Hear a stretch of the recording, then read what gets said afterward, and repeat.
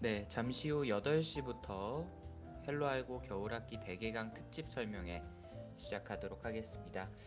지금 속속 이제 입장해주고 계신데요. 기다리시는 동안에 헬로 알고 아직 구독하지 않으신 분들 계시면은 구독 부탁드리겠고요. 또 오늘도 좋은 설명의 내용 준비했습니다. 그래서 미리 좋아요도 부탁드리겠습니다.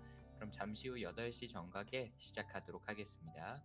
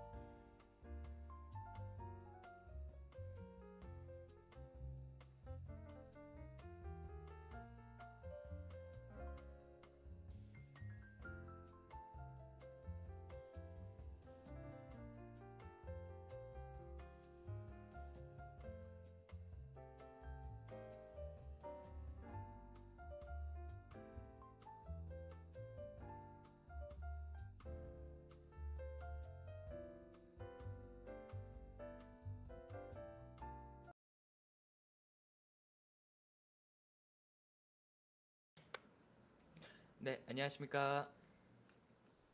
네, 다들 목소리 잘 들리시나요? 네, 목소리 잘 들리시면은 잘 들리신다고 잘 들린다고 채팅창에 간단하게 인사 한번 남겨주시면은 감사드리겠습니다.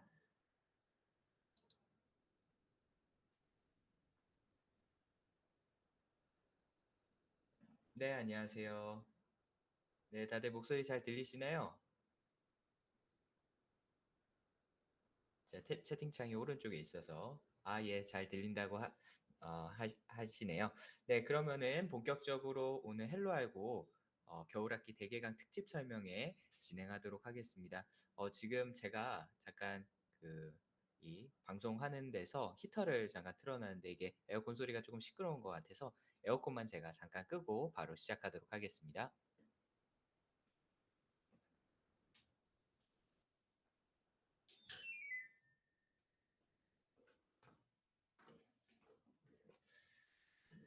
네, 그러면 본격적으로 오늘 헬로 알고 겨울학기 대개강 특집 설명회 시작해 보도록 하겠습니다.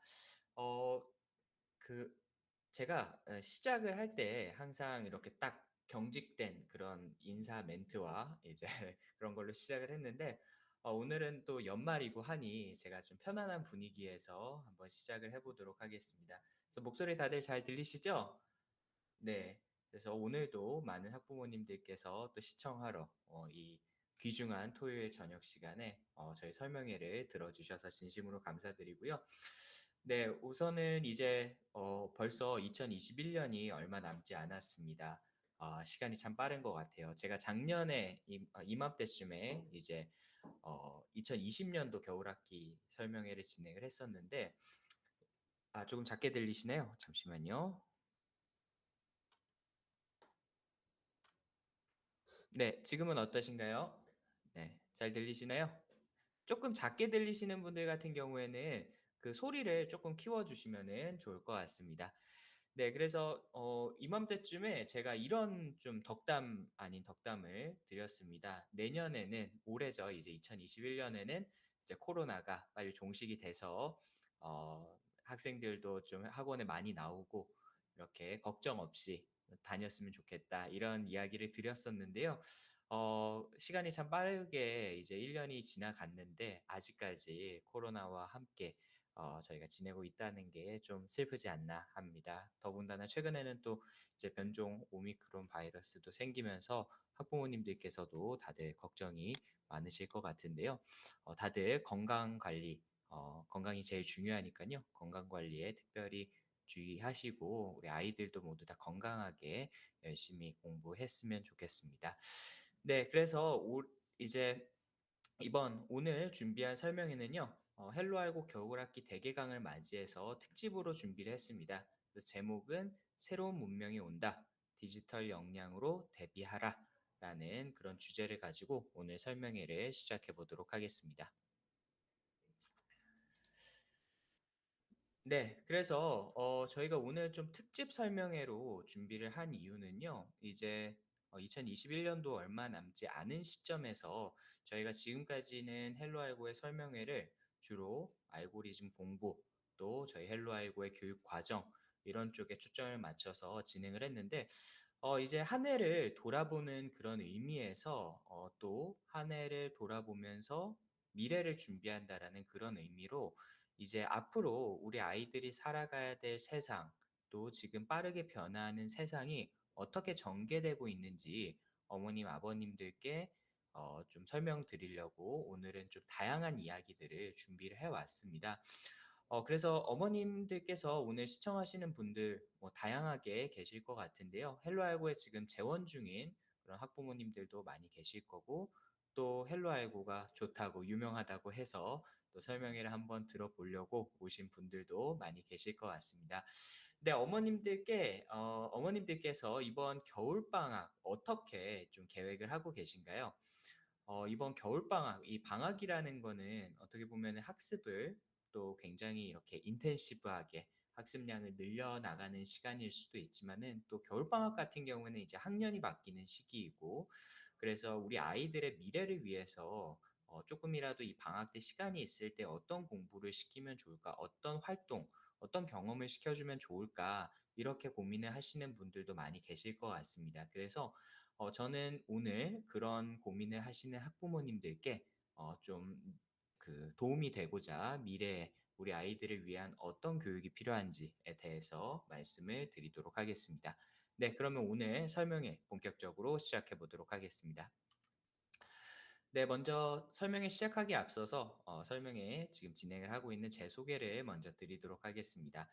네, 저는 헬로알고 잠실교육센터에서 원장을 맡고 있고요. 또 서울대학교 소프트웨어 교육 스타트업 코드윙즈의 대표를 맡고 있는 배민성입니다. 반갑습니다. 네. 그래서 바로 직전 설명회 같은 경우에는 이제 미국 정부 올림피아드 유사코 설명회가 진행이 됐었는데요. 그때는 이제 홍성기 소장이 이제 발표를 진행을 했었습니다. 근데 홍성기 소장도 물론 발표를 잘하지만은 저도 발표를 잘하기 때문에 항상 저는 발표 욕심이 있습니다. 그래서 제가 다시 마이크를 잡고 이렇게 발표를 진행을 하게 됐습니다. 오늘도 좋은 설명회 진행해 보도록 하겠습니다. 네. 먼저 본격적으로 시작하기에 앞서서 이제 헬로 알고 지난 2 년간 정말 많은 좋은 실적들을 만들어 내 왔습니다. 그래서 올해 초부터 정말 지난주, 지지난주까지 좋은 소식들이 계속 들려오고 있는데요. 이렇게 헬로 알고에서 만든 좋은 실적들, 그리고 국내뿐만 아니라 해외에서 만들어낸 그런 좋은 실적들 먼저 소개해 드리고 시작해 보도록 하겠습니다. 네. 먼저 대학 입시 부분에서는요. 해외 대학에서 올해 많은 합격생들이 나왔습니다. 특히나 이제 미국 명문 대학교에 또 많이 들어갔는데요. 일단은 MIT 사진이 2개가 걸려 있는데 이건 당연히 2명의 학생이 들어갔다라는 의미겠죠. 그래서 MIT 올해 2명의 합격생을 저희가 배출을 했고요. 또 듀크 대학과 일리노이 얼바나 샴페인, 네, 일리노이 주립대죠. 네, 거기에 합격한 학생들도 저희가 이번에 배출을 하였습니다. 네. 그다음으로 이제 유사코 미국 정부 올림피아드 부분입니다. 미국 정부 올림피아드 부분에서는 저희가 한국인 최초로 미국 국가대표 상비군에 선발하는 학생을 배출해 냈고요. 또 이 한국인 최초 미국 국가대표 상비군 학생을 포함해서 올해 또 1 명의 학생이 추가 선발이 되면서 총 2 명의 학생을 배출을 하였습니다. 그리고 이제 얼마 지나지 않으면은 유사코 미국 정부 올림피아드 시즌이 이제 시작이 되는데요. 12월 이제 마지 그 넷째 주부터 올해 유사코가 시작을 하게 됩니다. 그래서 작년까지 실적을 기준으로 플래티넘 3 명, 플래티넘 3 위, 플래티넘 10 위를 포함해서 총 89 명의 수상자를 배출하였습니다. 네. 그리고 이제 ACSL 아메리칸 컴퓨터 사이언스 리그라는 또 굉장히 공신력 있는 이 미국의 컴퓨터 사이언스 분야의 대회가 있는데요. 그중에서 출전한 총 22 명의 학생들 중에서 21 명의 학생들이 올스타전, 쉽게 말씀드리면 이제 전 세계의 본선이라고 보시면 될 것 같고요. 본선에 진출을 했고요. 또 올스타를 수상한 학생들 9명 중에 한국인 학생 7명이 헬로 알고 출신입니다. 그래서 골드 메달 4명, 실버 3명의 수상자를 배출을 하였습니다. 네, 그러면은 다음으로 한국으로 들어와 보겠습니다. 한국정보올림피아드에서는 총 1차 52명, 본선 44명, 총 96명의 수상자를 배출하였고요. NIPC에서는 총 11명의 수상자를 배출하였습니다. 네, 그다음으로 이제 입시 결과가 속속 나오고 있는데요. 작년 기준으로 영재학교 과학고에서 총 6명의 합격생, 그리고 소프트웨어 특성화고 작년까지 기준으로 8명의 합격자가 나왔습니다. 네, 이 소프트웨어 특성화고 부분에서는 또 굉장히 좋은 소식이 올해 또 들려왔거든요. 바로 뒤에서 소개해 드리도록 하겠습니다. 네, 그다음으로 소프트웨어 영재원 부분에서 50명의 합격생을 배출하였고요. 소프트웨어 영재원은 이제 한양대와 서울교대만 저희가 집계를 하였습니다. 그다음으로 이제 이런 경시 알고리즘 대회들뿐만 아니라 이제 프로젝트 쪽 대회에서도 많은 수상자들을 배출을 하였는데요. 제일 위에 보이시는 것처럼 이제 MIT와 IEE 협회에서 진행한 그런 학술 대회에서 고등학생 유일하게 논문 채택 및 발표를 진행한 학생, 또 스칼라틱스 아트 앤 라이팅 어워즈에서 1위를 차지하고, 또 우리나라에서 굉장히 공신력 있는 프로젝트 대회 중에 하나죠. 포스코 ICT AI 챌린지에서 최우수상을 수상한 학생도 헬로 알고에서 배출을 하였습니다. 네. 그리고 앞서 말씀드렸던 것처럼 저희 소프트웨어 특성화고의 인기가 정말 나날이 높아지고 있는데요. 작년까지만 하더라도 소프트웨어 특성화고 8명의 합격생을 배출했다라고 말씀드렸는데요. 여기서 소프트웨어 특성화고라고 하면은 디지털 미디어 고등학교 디미고, 선린 인터넷 고등학교, 그다음에 단대 소프트웨어 고등학교, 요렇게 세 군데를 말씀드리는 겁니다. 근데 이번에 이제 올해 학부모님들께서 이제 아이의 미래를 위해서 소프트웨어 특성화고라는 것이 굉장히 좋은 선택이 될 수 있다라고 생각을 하시고, 이제 소프트웨어 특성화고에 무려 12명의 학생이 지원을 하게 되었고요. 사실 정원이 100명밖에 되지 않기 때문에 12명의 학생이나 지원을 했을 때 '과연 이 학생들이 모두 다 합격을 할 수 있을까?' 이런 걱정을 하였지만은, 역시나 실력으로 승부하는 헬로 알고기 때문에 이번 단대 소프트고등학교에서 총 12명의 지원자가 모두 다 합격하는 그런 쾌거를 이뤄냈습니다. 네, 이렇게 수상 실적뿐만 아니라 또 헬로 알고 학원, 그리고 저희 학원이 이제 퓨처테크 아카데미라는 이런 회사에 소속이 되어 있는데요. 좀 더 나아가서 이 퓨처테크 아카데미라는 이 미래 교육을 위한 저희 회사에 또 좋은 소식들이 있어서 소개해 드리겠습니다. 네, 먼저 정부 지원 비대면 스타트업 육성 사업에 저희가 당당히 선정이 됐습니다. 그래서 올해 6월에 선정이 돼서 지금 연구 개발을 진행을 하고 있고요. 이거는 그 중기부와 그 중소벤처기업부와 그다음에 운영 기관은 이제 한국교육학술정보원입니다. 그래서 이 교육학술정보원에서 헬로 알고의 이런 알고리즘과 또 소프트웨어 교육의 진정성과 기술력을 인정해서 저희가 당당하게 정부 지원 사업에 선정이 됐고요. 저희가 연구하는 부분에 간단하게만 설명을 드리면은, 저희 퓨처테크 아카데미는 현재 당면에 있는 이 한국의 소프트웨어 교육 문제를 이제 해결하고자 이번 지원 사업, 그리고 더 나아가서 이 회사의 존재 이유라고 말씀드릴 수 있을 것 같습니다. 네, 그래서 현재 소프트웨어 교육 분야에 있어서 뭐 여러 가지 문제점들이 있지만 크게 세 가지를 꼽으라면은, 첫 번째로 이를 가르칠 수 있는 교사가 부족하다라는 점, 그리고 학생이 생소하고 낯선 개념들로 인해서 이 코딩 교육을 하기가 어렵다라는 점, 그리고 인프라가 잘 갖춰진 곳과 그렇지 않은 곳에 그런 교육 불평등이 심화되고 있다라는 문제점을 꼽을 수 있을 것 같은데요. 저희가 이런 문제를 해결하기 위해서 현재 별도의 연구진이 이제 닥터 알고라는 자기 주도적 소프트웨어 학습을 위한 초개인화 인공지능 학습 엔진을 개발을 하고 있습니다. 그래서 이 닥터 알고라는 것은 보시면 아시겠지만은 프로그래밍 언어와 이제 알고리즘 학습 시에 발생하는 오류나 에러를 인공지능 혁신 기술을 통해서 분석, 진단, 처방해주는 1대1 맞춤 인공지능 학습 엔진인데요. 저희가 이 기술력을 바탕으로 해서 이번 정부 지원 사업에 선정이 됐고, 또 열심히 개발을 해서 내년도쯤에는 우리나라 소프트웨어 교육, 더 나아가서 전 세계 소프트웨어 교육을 정말 혁신할 수 있는 그런 좋은 기술이 개발이 될 것으로 기대를 하고 있습니다.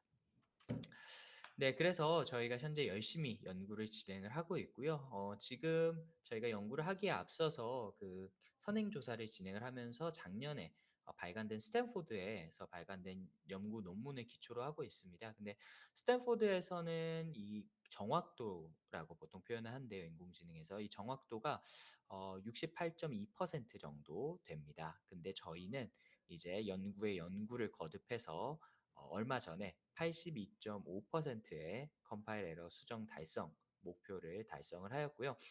보통은 인공지능에서 이제 한 80% 정도 되면은 상용화가 가능하다고 이야기를 합니다. 그래서 저희는 이 부분을 추가적으로 계속 연구 개발해서 내년도 상반기에 국내외 연구 논문도 발표할 예정이고요. 또 특허도 신청을 할 예정입니다. 그래서 저희가 이렇게 좀 자랑을 하는 이유는 저희가 이렇게 단순히 학원 하나를 운영을 하는 것이 아니라 정말 우리나라 소프트웨어 교육 혁신을 위해서 열심히 밤낮으로 연구 활동하고 있다라는 것도 어머님들께서 알아주셨으면 해서 제가 말씀을 드렸습니다. 네, 그 다음으로 이제 동국대학교에서 산학협력 프로젝트 ICIP 협력사로 선정이 됐고요. 또 동국대학교에서 이제 대학생들을 대상으로 이 대학생들이 들어가서가 다가 아니죠. 요즘은 이제 취업이라는 장벽이 있잖아요. 근데 이 취업을 하기 위해서는 이 지금 학생들이 공부하는 것처럼 알고리즘 공부를 하고 그걸 바탕으로 이제 코딩 테스트에 통과를 해야지 개발자로서 요즘은 취업이 가능합니다. 근데 그 대한민국에서 알고리즘 제일 교육 잘 시키는 데가 헬로알고잖아요. 그래서 동국대학교에서도 그걸 인정을 해서 저희가 직접 저희 강사 멘토진을 파견을 해서 소프트웨어 역량 강화 캠프를 진행을 했고요. 이번 겨울 방학 때도 진행을 할 예정입니다. 네, 그리고 아까 말씀드렸던 그런 정부 지원 사업과는 별도로 또 한국교육학술정보원 캐리스에서 진행하는 디지털 랩 교육회사에 선정이 돼서 저희 A스쿨 교육 과정이 지금 공교육에 도입될 준비를 진행을 하고 있고요. 네, 그 다음으로 헬로알고 멘토진이 또 좋은 소식들을 들려주고 있습니다. 잠시만요. 네. 조금 더 그래요? 예, 예. 네. 목소리가 조금 작게 들린다고 계시는 분들이 조금 더 계신 것 같아서 제가 소리를 조금만 더 키우도록 하겠습니다.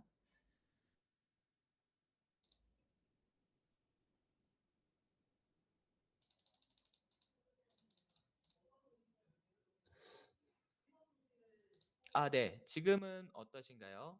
소리가 좀 더 커지셨을까요? 네. 채팅창에 한번 답을 남겨주시면은 감사드리겠습니다. 소리가 좀 커졌나요? 어떤가요?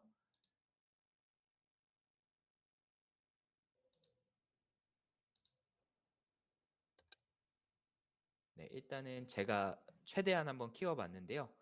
혹시 소리가 별로 크게 안 들린다라고 말씀을 해주시면은 가장 좋은 방법은 제가 좀 더 우렁찬 목소리로 발표를 하면 될 것 같습니다. 어떠신가요? 소리가 좀 더 커지셨나요? 크게 잘 들리시나요? 채팅창에 답변을 좀 간단하게라도 남겨주시면은 바로 진행을 하도록 하겠습니다. 소리가 어떻게 좀 커지셨나요? 잘 들리시나요? 네. 소리 어떠신가요? 네. 혹시 제가 소리를 좀 키워서 갑자기 소리가 너무 커지는 경우에는 네, 감사합니다. 소리가 너무 커진 경우에는 이제 소리를 조금만 낮춰서 들어주시면 좋을 것 같고요. 기존에 좀 잘 안 들리셨다는 분들이 계셔서 소리를 좀 더 키워서 진행을 하도록 하겠습니다. 네, 그 다음으로 이제 헬로알고 멘토진에서 또 좋은 수상 실적들이 나왔습니다. 저희 헬로알고는 학생들만 수상 실적을 만들지 않습니다. 저희는 이제 학생들을 가르치는 멘토분들도 끊임없이 공부를 해서 또 좋은 실적들을 만들어내고 있는데요.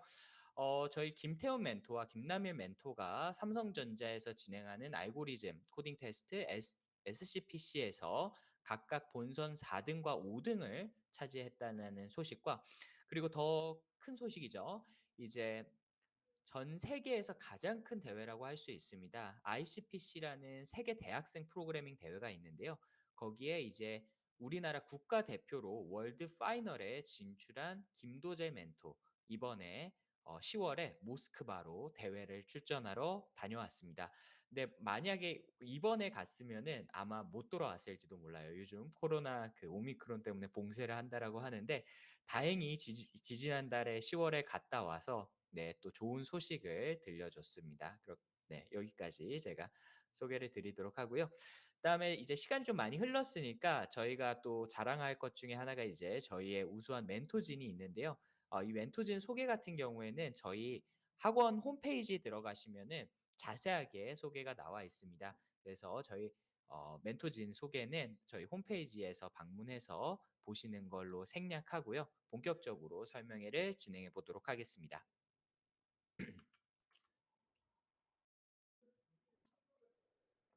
네, 그러면 오늘 설명의 주제, 새로운 문명이 온다. 디지털 역량으로 대비하라라는 주제로 오늘 설명회 진행해 보도록 하겠습니다. 네, 먼저 저는 새로운 세상, 이제 새로운 문명이 온다라는 이 주제에 대해서 저는 크게 세 가지 변화를 통해서 오늘 설명회를 들으시는 학부모님들께 좀 설명을 드리고 싶은데요. 네, 먼저 첫 번째로 세상의 변화에 대해서 좀 말씀드리겠습니다. 네, 세상의 변화. 요즘 정말 저조차도 좀 저 사실 젊거든요, 굉장히. 네, 젊은 저조차도 세상이 굉장히 빠르게 변하고 있다라는 것을 많이 느끼고 있습니다. 지금 들으시는 학부모님들께서는 어떻게 느끼시나요? 요즘 뉴스 같은 데 보면은 메타버스, 인공지능, NFT 이런 키워드들이 굉장히 많이 등장하는 것을 학부모님들께서도 느끼시고 계시죠? 네네. 저만 느끼는 거 아니죠. 네. 그래서 이러한 키워드들이 요즘 뉴스를 정말 도배하다시피 하고 있는데요. 그러면 어머님과 아버님께서 과연 이러한 변화하는 세상의 핵심 키워드들에 대해서 얼마나 알고 계신지, 또 이러한 핵심 키워드들이 정말 단순히 키워드로 그냥 흘러갈 것인지 아니면 정말 세상을 바꿔나갈 예전의 인터넷과 같은 그런 중요한 역할을 하게 될지에 대해서는 오늘 설명회를 통해서 판단해 보시면은 좋을 것 같습니다. 네. 그래서 첫 번째로 이제 메타버스라는 키워드에 대해서 설명드리고 싶은데요. 사실 저도 IT 쪽에 있지만은 이 메타버스라는 개념을 이해하는데 쉽지는 않았습니다. 근데 제가 이 설명회를 준비하는 거 이전에 이 메타버스라는 키워드가 워낙 많이 등장을 하다 보니까 좀 공부를 한번 해 봤어요. 메타버스라는 게 도대체 무엇인지. 이렇게 공부를 해 보다 보니까 뭐 책도 읽고 또 영상도 보고 하면서 하다 보니까 이 메타버스를 가장 잘 이해하기 위해서는 이 영화를 꼭 보라고 추천을 하더라고요, 어떤 분께서. 그래서 그 영화가 어떤 영화인지 봤더니 아마 어머님, 아버님들께서 이 영화 안 보신 분들 저는 없을 거라고 생각을 합니다. 저 때도 굉장히 이제 저가 어렸을 때도 굉장히 인기가 있었던 영화이기 때문에요. 네. 바로 네. 사진만 보셔도 알 수 있겠죠? 매트릭스입니다. 그 매트릭스를 이제 제가 어렸을 때는 단순히 액션 영화로 제가 그냥 재밌게 봤었던 기억이 나는데요. 근데 최근에 이제 그 이야기를 듣고 나서 이 메타버스가 아니죠. 매트릭스를 보니까 굉장히 큰 감동이 오더라고요. 네. 그래서 이 매트릭스가 무려 20년 전에 나온 영화입니다. 20년 전에 나온 영화인데 이 앞으로의 디지털 세상과 또 이러한 메타버스라는 세상이 올 것이다라는 것을 예상하고 감독이 만들었다라는 그런 점에서 굉장히 놀라움을 얻었고요. 또 현재 우리의 모습과 굉장히 비슷하다라는 그런 점에서 어 최근에 다시 봤을 때 또 새로운 감동이 오지 않았나 싶습니다. 그래서 과연 이 메타버스라는 부분이 쉽게 어머님들께서 딱 와닿으실 수 있는 거는 이 네오라는 주인공이 처음에 이제 기계들이 지배하는 세상에서 가상 현실 속에서 살잖아요. 우리가 앞으로는 이러한 가상 현실이 현실을 넘어서 새로운 그런 문명으로서 우리한테 다가올 것이다. 이렇게 쉽게 받아들이시면 좋을 것 같은데요. 그래서 제가 새로운 문명에서 우리 아이는 과연 승리자가 될 것인가, 낙오자가 될 것인가, 마치 네오가 빨간 약을 먹고 파란 약을 먹고 선택을 하는 것처럼 이런 우리 아이들의 그런 새로운 문명의 승자가 될지 낙오자가 될지는 오늘 설명회를 듣고 이번 겨울방학 어떤 교육을 진행하실지 어머니 아버님들의 선택에 달려 있다. 이렇게 말씀을 드리고 싶습니다. 마치 영화 포스터처럼 제가 한번 만들어 봤습니다. 네. 그래서 이 메타버스가 정말로 중요한 키워드다라고 확 와닿았었던 그런 이벤트가 하나 있었죠. 바로 페이스북이 이제 회사의 이름을 메타라고 변경을 한 것입니다. 페이스북 하면은 뭐 페이스북도 있고 인스타그램도 있고 아직까지 잘 나가는 굉장히 큰 기업인데요. 여기서 마크 조커버그가 이제 본인 이 페이스북의 회사 이름을 메타로 바꾸겠다라고 얼마 전에 공개를 하고 실제로 바로 메타로 변경을 했습니다. 그래서 과연 이 페이스북은 왜 메타버스가 중요하다라고 생각을 해서 회사 이름을 메타로 바꿨을까? 또 제가 열심히 공부를 해 봤더니 결국에는 이 한 가지 키워드로 정리할 수 있겠더라고요.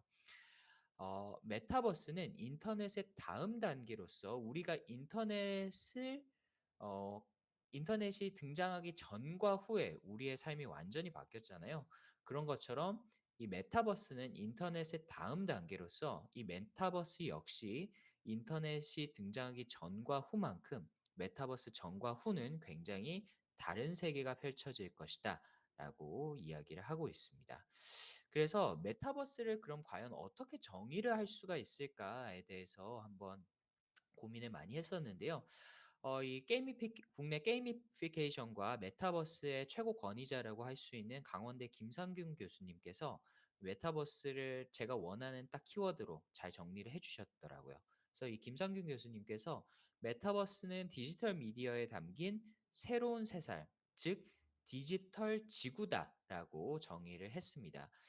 제가 이렇게 디지털 지구라는 이 키워드에 많이 공감을 한 이유는요. 바로 뒤에서 말씀드릴 우리 아이들이 앞으로 세상 살아가게 될 세상이 단순히 오프라인에만 갇혀 있는 이런 현실 세상뿐만 아니라 이 메타버스와 같은 디지털 미디어로 구성된 디지털 지구에서 살아가고 또 거기서 경제 활동도 하고 또 다양한 거기서 뭐 공부도 하고 이런 부분들이 앞으로 펼쳐질 것이기 때문이죠. 네, 그래서 이 메타버스의 가장 최근 많이 사용하는 플랫폼으로 두 가지를 꼽자면은 이제 제페토라는 플랫폼과 이제 로블록스라는 플랫폼이 있습니다. 특히나 이제 로블록스 같은 경우에는 아이들이 이 로블록스에서 게임을 워낙 많이 하다 보니까 어머님들께서도 굉장히 익숙한 이름이라고 알고 있는데요. 제페토 같은 경우에는 이용자 수가 무려 2억 명입니다. 네. 로블록스 같은 경우에는 1억 6천만 명이 이용을 하고 있는 서비스고요. 이렇게 보면은 우리가 메타버스를 정말 사람들이 살아가는 작은 디지털 지구라고 표현해도 저는 과언은 아닐 거라고 생각이 됩니다. 네, 그래서 이 메타버스의 미래와 본질을 꿰뚫어 보기 위해서는 제가 앞서서 로블록스와 제페토 이야기를 드렸지만은 단순히 게임이나 놀이로만 바라본다라면은 저는 이 본질을 꿰뚫을 수 없다라고 생각을 합니다. 그래서 이 메타버스라는 지구에서 디지털 지구에서 우리는 과연 무엇을 할 수 있는가? 또 앞으로의 우리 아이들은 어떻게 살아갈 것인가를 한번 엿보도록 하겠습니다. 네, 먼저 첫 번째로 메타버스에서는 경제 활동도 가능합니다. 메타버스 기반의 가상 부동산에서 부동산이 29억 원어치나 29억 원에 팔렸다라는 그런 뉴스 기사 얼마 전에 나왔었고요. 또 아래 보이시는 사진은 현재도 진행을 하고 있는데요. 이제 우리나라를 이제 메타버스화 시켜서 이렇게 블록으로 쪼개서 지금 부동산을 이렇게 팔고 있습니다. 그래서 이런 서비스들도 지금 나오고 있는 상황인데 여기 보시면은 회색으로 칠해진 이런 곳들이 이제 다 팔린 곳입니다. 이렇게 디지털에서 부동산 우리가 그냥 막연하게는 '디지털에서 부동산을 가지는 게 무슨 의미가 있을까?'라고 생각을 하실 수도 있겠지만은 이제 변화하는 세상 이 디지털 지구라는 메타버스에서는 메타버스 안에 부동산조차도 중요한 의미와 가치를 지니고 있다라는 거죠. 네. 그리고 또 가장 중요한 거죠. 메타버스 안에서 이제 돈도 버는 세상입니다. 그래서 로블록스라는 메타버스 게임 플랫폼에서는 최근에 수많은 사람들이 많은 소득을 올리고 있다라는 소식인데요. 작년 기준으로 이제 로블록스에서 300 명이 넘는 사람이 억대 그런 소득을 달성을 했고요. 또 1,000만 원 이상의 소득자들도 1,200 명에 달한다고 합니다. 그래서 한 학생의 인터뷰가 저는 참 인상 깊었는데요. 이 친구가 중학생인데 로블록스에서 본인이 다양한 게임들을 만들어서 월 한 1,000만 원에서 1,500만 원 정도 수익을 올린다고 하더라고요. 그러니까 요즘에는 이제 이 로블록스를 메타버스계 유튜브라고 표현을 할 정도로 메타버스 시장에서 이 수익을 창출하는 것도 이제 굉장히 자연스러워진 일이다. 이렇게 보시면은 될 것 같습니다.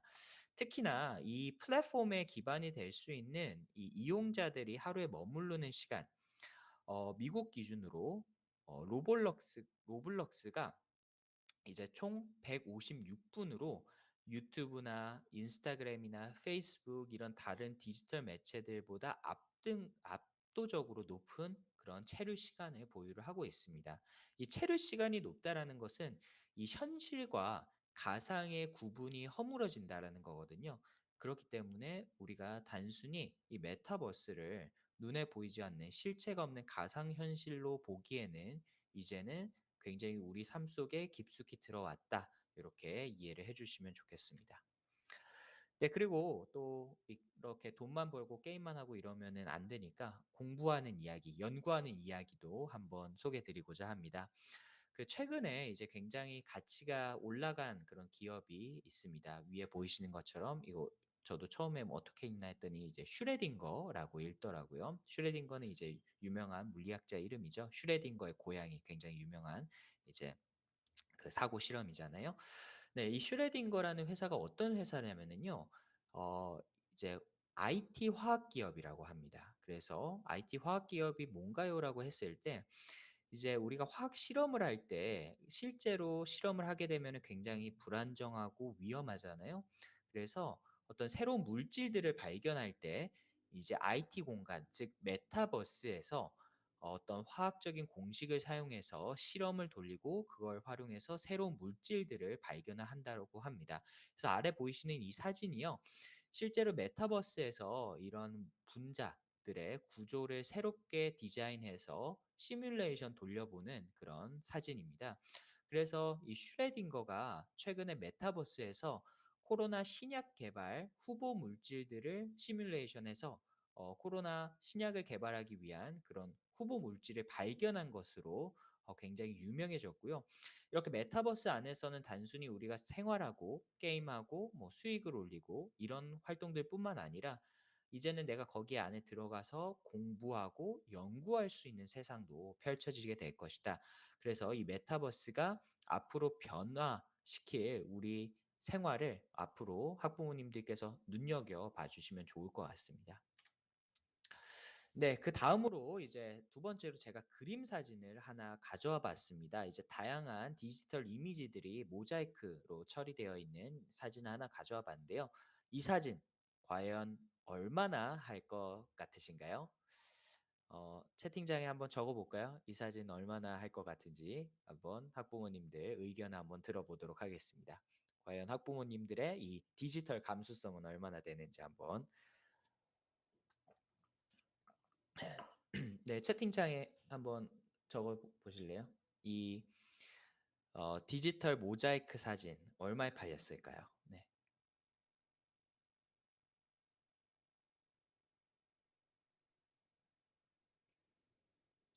30억 30억 나왔습니다. 네.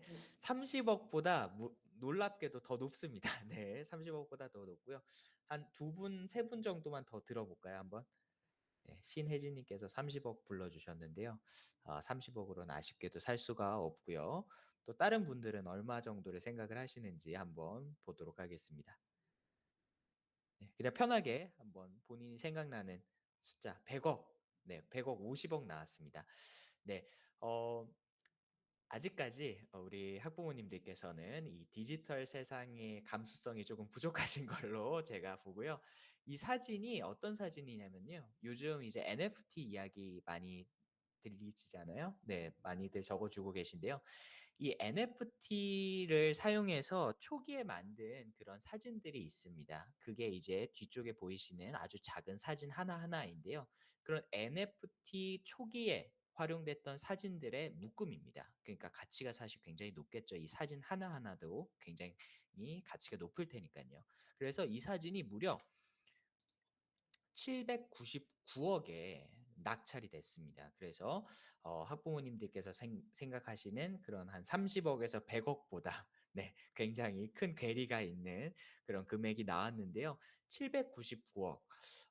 이게 이제 실제로 뭐 모나리자나 아니면은 어떤 유명한 그런 박물관에 걸려 있을 것만 같은 그런 실제 사진이 아니라 이 디지털 세상 속에서 존재하는 그런 디지털 이미지임에도 불구하고 이 799억이라는 가치를 가지고 있다라는 거죠. 그러면은 이 사진이 왜 799억의 가치를 가질 수 있는지 이때 활용된 이 NFT라는 기술에 대해서도 제가 오늘 짧게 설명드리도록 하겠습니다. 저는 NFT의 중요성에 대해서 이렇게 정의를 하고 싶습니다. 디지털 지구, 아까 메타버스 이야기를 드리면서 디지털 지구 이야기를 드렸잖아요. 이 디지털 지구에서 새로운 경제를 창조할 수 있는 방법 중에 하나다. 새로운 경제를 창조할 수 있는 기술이다. 저는 이렇게 소개를 드리고 싶습니다. 네, 그래서 NFT가 그럼 뭔가라고 했을 때 NFT는 Non-Fungible Token의 약자로서 이제 디지털 자산의 원조, 고유성을 만들어서 가치를 부여하는 것입니다. 여기서 토큰이라고 하는 것은 이제 요즘 비트코인을 많이 들어보셨죠? 이제 가상화폐를 의미를 하는데요. 이 디지털 자산들 뒤쪽에서 설명드리겠지만 뭐 음악이라든지 아니면은 예술 작품 그리고 뭐 글, 코드, 프로그램, 게임 이런 것들에 어떤 고유한 가치, 고유성을 만들어서 가치를 부여한다라는 거죠. 예를 들어서 제가 어떤 그 디지털 아트 작품을 만들었어요. 근데 이거는 말 그대로 디지털 아트이기 때문에 굉장히 많이 복제가 될 수가 있고 또 실제로 존재하지는 않는 그런 작품이 되는 거죠. 근데 이 작품에 내가 원작자고 이 코드만이 원본이다라는 그런 고유성을 부여를 해서 이 원본의 가치는 굉장히 높이는 겁니다. 그래서 이 뭐든지 이 원본, 원화라는 게 굉장히 중요하잖아요. 모나리자도 우리가 인터넷에 검색만 해보면은 사진을 볼 수가 있고 또 프린트해서 내 집에다가 걸어 놓을 수 있지만은 그 모나리자 그림은 아무런 가치가 없죠. 왜냐하면은 원본이 아니기 때문에.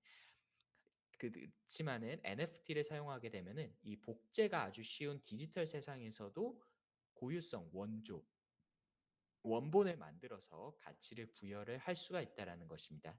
그렇기 때문에 이제는 디지털 세상에서도 새로운 가치, 새로운 경제를 창출할 수 있는 그런 새로운 기술이 NFT다. 저는 이렇게 말씀드리고 싶어요.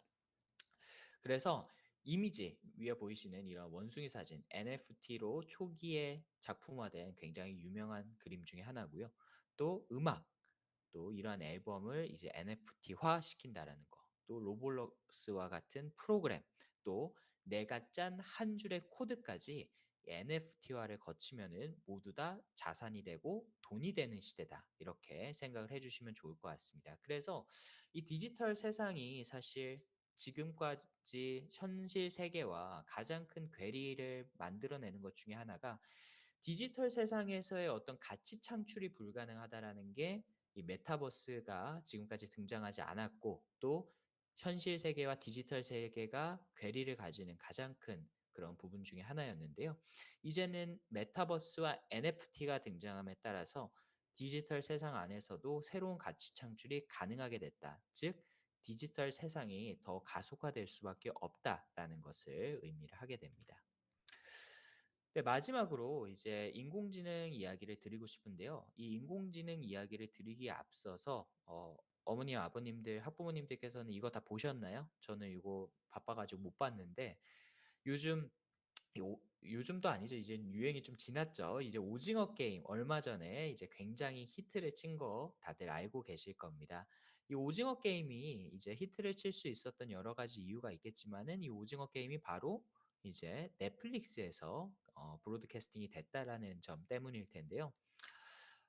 요즘 정말 컨텐츠 전쟁이라고 해도 과언이 아닐 만큼 이제 넷플릭스, 뭐 디즈니 플러스, 뭐 아마존 프라임 같은 글로벌 대기업들을 비롯해서 국내에서도 뭐 웨이브, 티빙, 왓챠 그리고 심지어 쿠팡에서 얼마 전에 만든 쿠팡 플레이까지 정말 이 OTT라고 하는 이 컨텐츠 전쟁이 벌어지고 있습니다. 뭐 우리는 굉장히 재밌는 컨텐츠들을 쉽게 접할 수 있기 때문에 어 즐거운 그런 상황이라고 볼 수가 있겠는데요.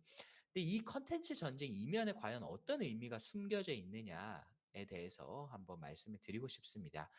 이거를 그냥 단순히 요즘 컨텐츠가 굉장히 중요해졌습니다. 또 컨텐츠가 돈이 됩니다 해서 이러한 대기업들이 뛰어든다라고 보시기보다는요. 이러한 컨텐츠 전쟁도 디지털 세상을 위한 대비 중의 하나다라고 생각을 해 주시면 좋을 것 같습니다. 그러면서 제가 배경사진에 자율주행 자동차를 가져와 봤는데요. 이 인공지능이 우리의 삶을 바꿔나갈 여러 가지 요소 중에 가장 많이 회자되는 것 중에 하나가 이제 그 자율주행 자동차잖아요.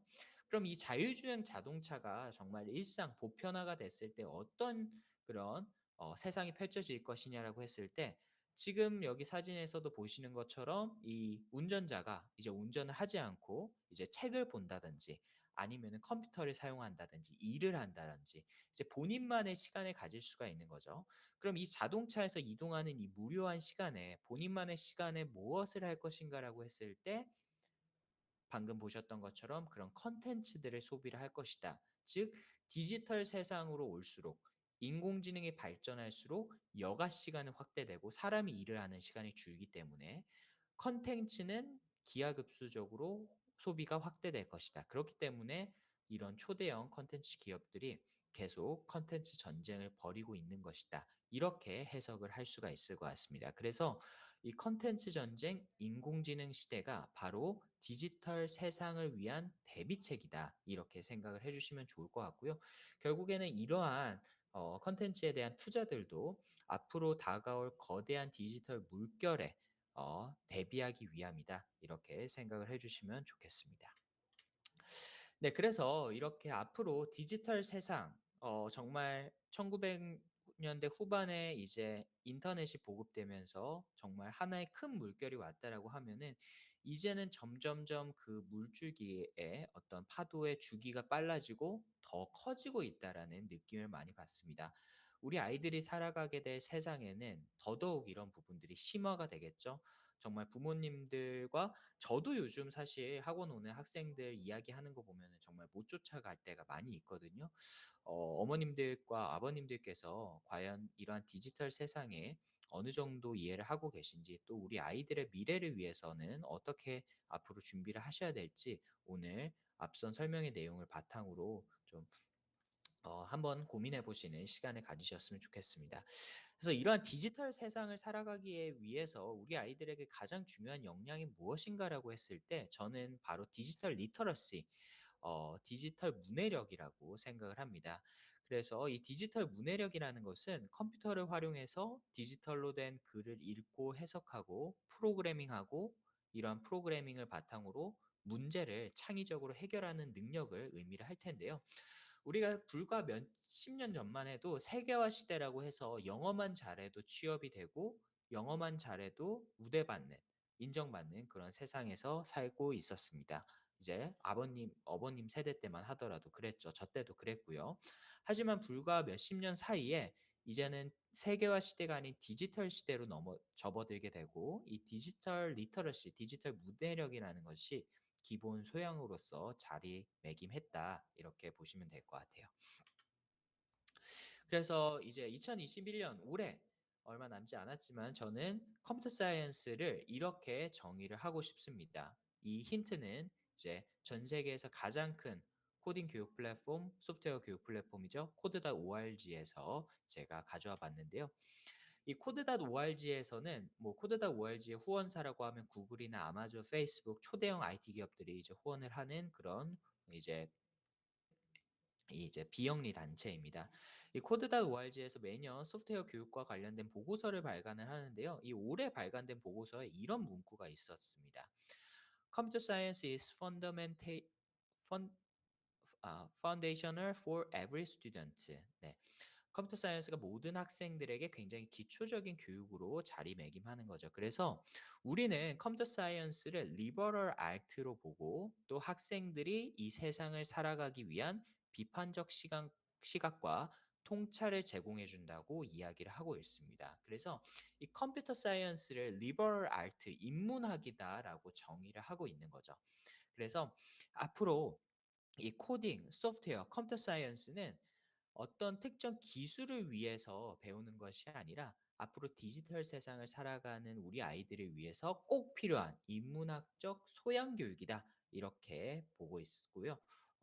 앞서 말씀드린 내용과 더불어서 어머님, 아버님들께서도 이 인문학이라는 그런 관점에서 이 소프트웨어 교육을 접근해 주시면 좋을 것 같습니다. 네. 그다음으로 지금까지는 이제 쭉 세상의 변화에 대해서 말씀을 드렸고요. 좀 시간이 길어진 것 같은데 제가 두 번째 기업의 변화부터는 좀 빠르게 진행을 해 보도록 하겠습니다. 네. 이 표는요. 전 세계 시가총액 순위입니다. 그래서 2010년 시가총액 순위와 2021년 시가총액 순위를 제가 가져와 봤는데요. 2010 년만 하더라도 뭐 엑소모빌 이제 정유사죠. 페트로차이나 정유사고요. 쭉쭉쭉 해서 애플 있고 공상은행 뭐 이렇게 건설은행 이렇게 해서 주로 금융과 건설 그리고 이제 석유화학 쪽이 주를 이루었던 것을 보실 수가 있습니다. 그나마 IT 기업이라고 하면은 애플과 삼성 요렇게 두 개가 이제 글로벌 탑 10 안에 들어가 있었는데요. 제가 자료를 찾아보면서 저도 깜짝 놀랐습니다. 올해 글로벌 탑 10 시가총액을 찾아보니깐요. 1 위가 마이크로소프트, 애플, 구글, 아마존, 테슬라, 페이스북, 버크셔 해서웨이. 버크셔 해서웨이는 이제 그 워렌 버핏이 운영하는 회사죠. 보험회사. 그리고 엔비디아, TSMC, 삼성. 네.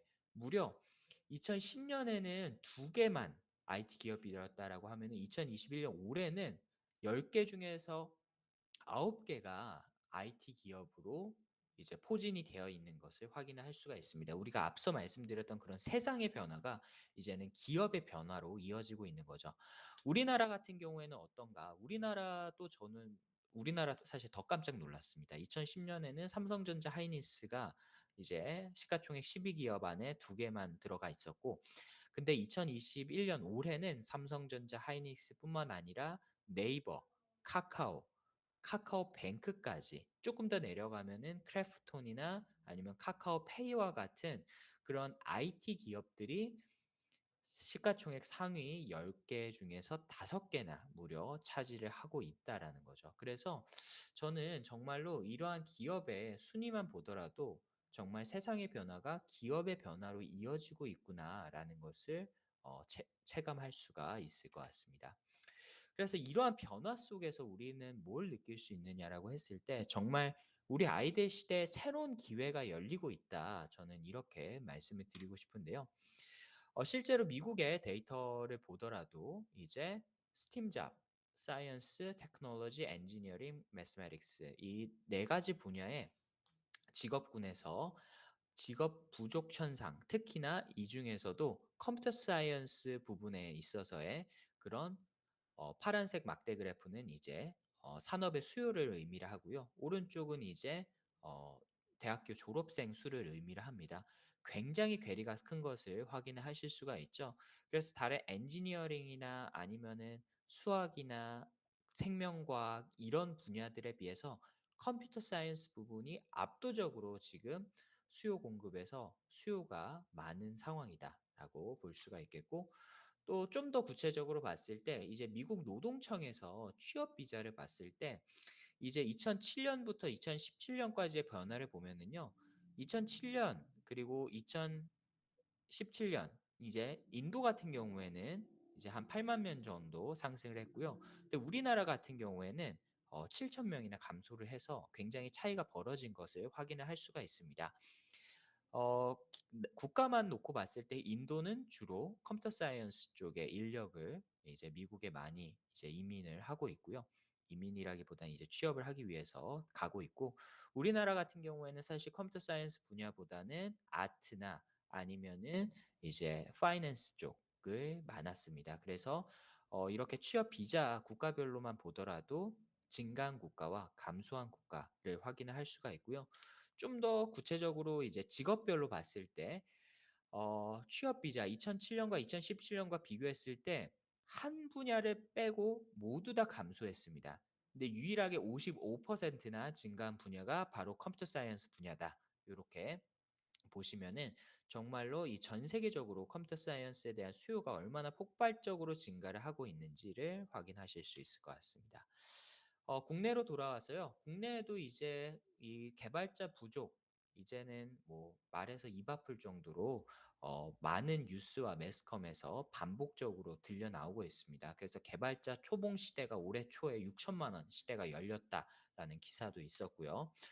또 이제는 개발자가 워낙 부족하다 보니 이제 문송합니다. 취업을 하기 어려운 문과생들도 이제 코딩 공부를 해서 개발자로 취업을 하기 위한 준비를 하고 있다. 또 기존의 개발자들 역시 몸값이 점점 높아져서 이제는 이직을 하는 것만으로도 샤이닝 보너스라고 해서 1 억씩 이제 이직 보너스를 제공을 하고 있고요. 또 이제는 우리가 최고의 직업군이라고 할 수 있는 의사, 변호사를 넘어서 이제 개발자들이 정말 최고의 그런 직업으로서 우리 사회를 이끌어 나가고 있다. 요렇게 보시면 될 것 같습니다. 네, 그래서 이렇게 기업의 변화, 그리고 이 기업에서 원하는 IT 인재들에 대한 수요가 워낙 많다 보니까 이제 기업에서도 이 소프트웨어 역량을 이제 취업하는 그런 취준생 들에게 요구를 하고 있는데요. 그러면은 기업에서 원하는 소프트웨어 역량, 기업이 원하는 IT 인재는 무엇인가에 대해서 한번 말씀드려 보도록 하겠습니다. 그 IT 개발직 그 쉬운 명의 합격 스펙을 살펴보니깐요. 이 스펙이라는 게 없었다라는 거죠. 실제로 이 스펙이 아니라 실제로 들어와서 개발을 잘 할 수 있는지, 그리고 앞에서도 말씀드렸던 것처럼 이 코딩 테스트가 이 취업 통과의 핵심이라는 거였습니다. 그래서 요즘에 그 흔히 얘기하는 토익이나 대외 활동 자격증 이런 것들에 아무런 의미가 없었다라는 거고, 코딩 테스트를 통과를 하고 과연 실무에서 바로 개발을 할 수 있는 실력이 있느냐 없느냐라는 게 굉장히 중요한 요소였다라는 거죠. 그리고 오로지 코딩 실력만 본다라는, 그래서 카카오 같은 경우에는 이러한 코딩 실력을 평가하기 위해서 블라인드 채용까지 도입을 하고 있습니다. 네, 그리고 이러한 그런 블라인드 채용 문화, 실력만 보는 문화가 사실 이제 실리콘밸리에서부터 출발을 한 문화입니다. 그래서 이제 동부에 그 저기 월스트리트와 이제 서부의 실리콘밸리는 채용 문화가 완전히 다르다고 하죠. 동부에서는 스펙, 월스트리트에서는 스펙 이런 것들을 중요하게 본다라고 하면은 이제 서부의 실리콘밸리에서는 이제 실력 이렇게 본다라고 보시면 될 것 같은데, 이 구글에서 이 매년 개발자들을 선발을 할 때 구글 킥스타트라는 프로그램을 진행을 하게 됩니다. 그래서 이 킥스타트는 온라인에서 진행되는 오픈된 코딩 테스트라고 보시면 될 것 같고요. 알고리즘 테스트를 진행을 함으로써 이제 1차 스크리닝을 진행을 하게 되고요. 이 코딩 테스트를 이 킥스타트를 통과한 그 지원자들만 이제 면접의 기회가 주어진다라고 보시면 될 것 같습니다. 그래서 구글에서는 이런 킥스타트 같은 프로그램을 운영을 하고 있고요. 이 삼성 같은 경우에도 이제 삼성 그 직무 적성 검사 이제 사트 G사트라고 하죠. 매년 수십만 명씩 삼성에 들어가기 위해서 이제 이 시험을 보고 있는데요. 소프트웨어 직군들 같은 경우에는 예외입니다. 소프트웨어 직군들 같은 경우에는 GSAT 대신에 삼성 소프트웨어 역량 테스트라는 테스트를 보고요. 이 테스트에서 마찬가지로 통과를 하게 되면은 GSAT를 보지 않더라도 바로 채용 기회가 주어지게 됩니다. 네, 그러면 삼성 소프트웨어 역량 테스트에서 어떤 문제가 나오느냐라고 했을 때 제가 기출 문제를 하나 가져와 봤는데요. 쉽게 설명드리면은 테트리스 블록들이 이렇게 주어졌을 때 본인만의 알고리즘을 통해서 이 테트리스가 무너지지 않게 계속 이제 쌓일 수 있도록 만드는 알고리즘을 만들어라라는 그런 문제가 출제가 됩니다. 이 문제 같은 경우에는 DFS 깊이 우선 탐색 알고리즘을 사용해서 풀 수 있는 정도 수준이고요. 헬로 알고 기준으로는 이제 골드에서 플래티넘 정도 과정에 있는 학생들이라면은 충분히 소화할 수 있는 문제, 또 정보 올림피아드 기준으로는 중등부 동상 정도 수준의 문제가 출제가 되고 있다라고 보시면 될 것 같습니다. 네, 그리고 카카오의 블라인드 채용 문제도 하나 가져와 봤는데요. 이 문제 같은 경우에는 이제 퍼즐을 조합을 해서 이 퍼즐 안에 숨겨져 있는 코드를 찾으라는 거고요. 이 역시나 알고리즘 문제로 해결을 할 수가 있습니다. 그래서 이 문제는 비트 현상과 배열 알고리즘 사용해서 풀 수 있는 문제고 헬로 알고 기준으로는 실버 과정 정도 수준의 문제이다. 전국 그 정보 올림피아드 기준으로는 초등부 동상 정도 수준의 문제이다라고 이해를 해 주시면 될 것 같습니다. 네, 그래서 이 기업에서 원하는 그 IT 인재는 학벌보다는 이제는 실력, 근데 이 실력 중에서도 이 알고리즘 실력이 중요하다라고 보시면 될 것 같고요. 네, 실제로 이제 그 정부에서 운영하는 이 코딩, IT 인재를 길러내기 위한 그런 교육 기관이 있습니다. 이노베이션 아카데미 안에 이제 엑골 포리투 서울이죠. 네. 그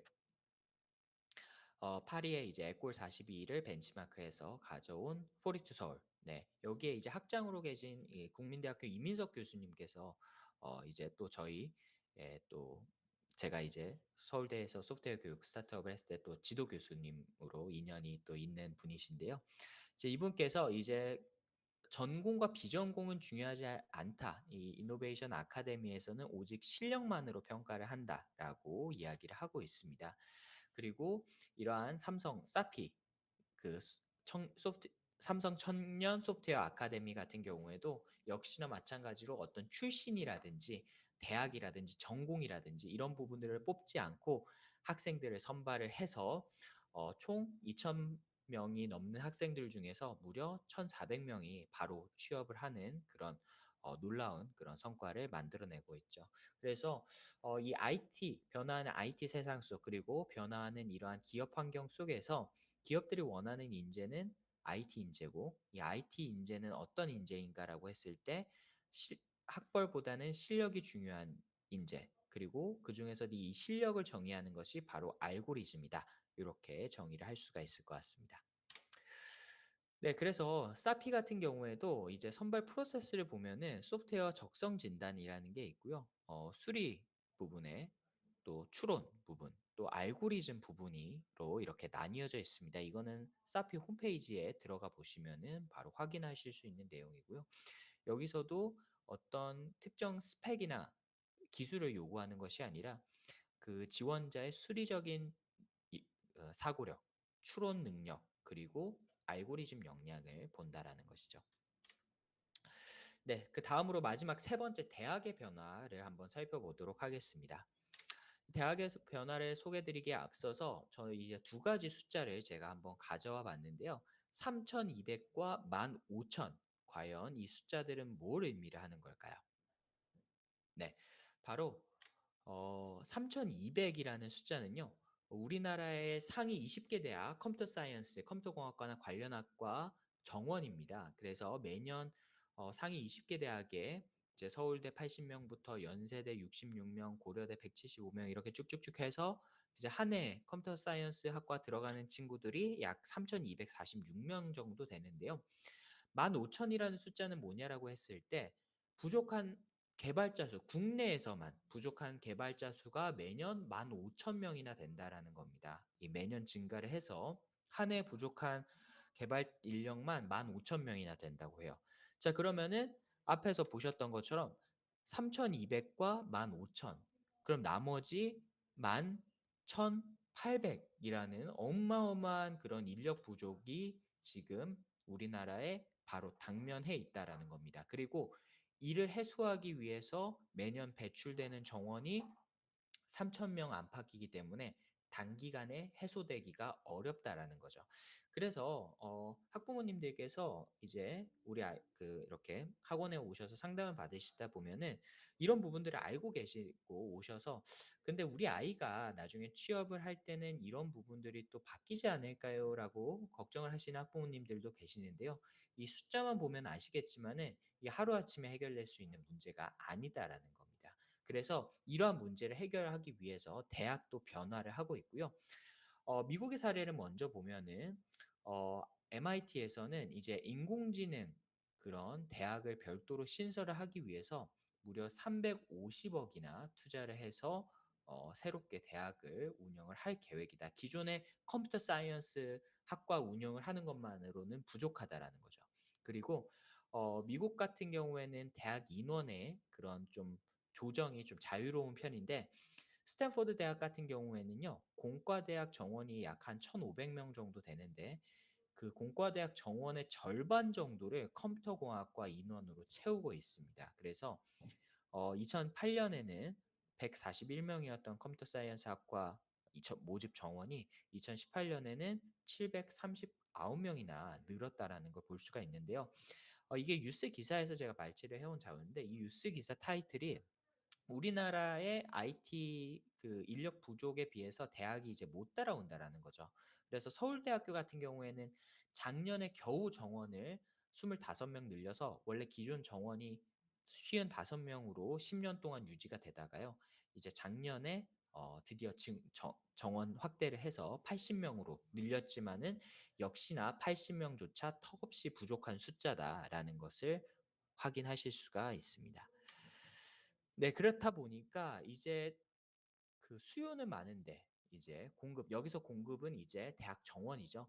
정원은 턱없이 없다 보니 이제 우수한 인재들이 몰릴 수밖에 없고 그래서 서울대 컴퓨터공학과는 작년에도 마찬가지지만 올해도 이제 주요 대학 의대 수준까지 올라왔습니다. 이제 작년 같은 경우에는 서울권 의대 그리고 지방대 의대 사이에 이제 위치를 해 있었는데요.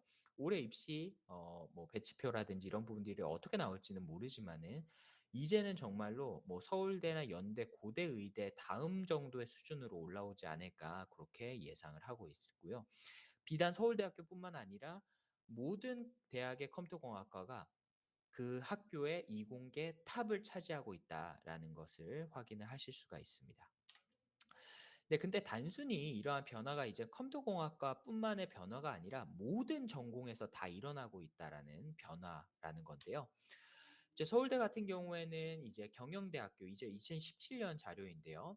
이제 내년 신입생부터 2018년부터 코딩 수업이 의무화되고 이제 경영대뿐만 아니라 이제 모든 단과대에서 이제 서울대학교 같은 경우에는 신입생들이 반드시 코딩 수업을 들어야 됩니다. 그뿐만 아니라 국문과에서는요. 이건 올해 나온 기사입니다. 올해 9 월에 나온 기사인데요. 내년부터 국문과 수업에 코딩 수업을 넣겠다라는 거죠.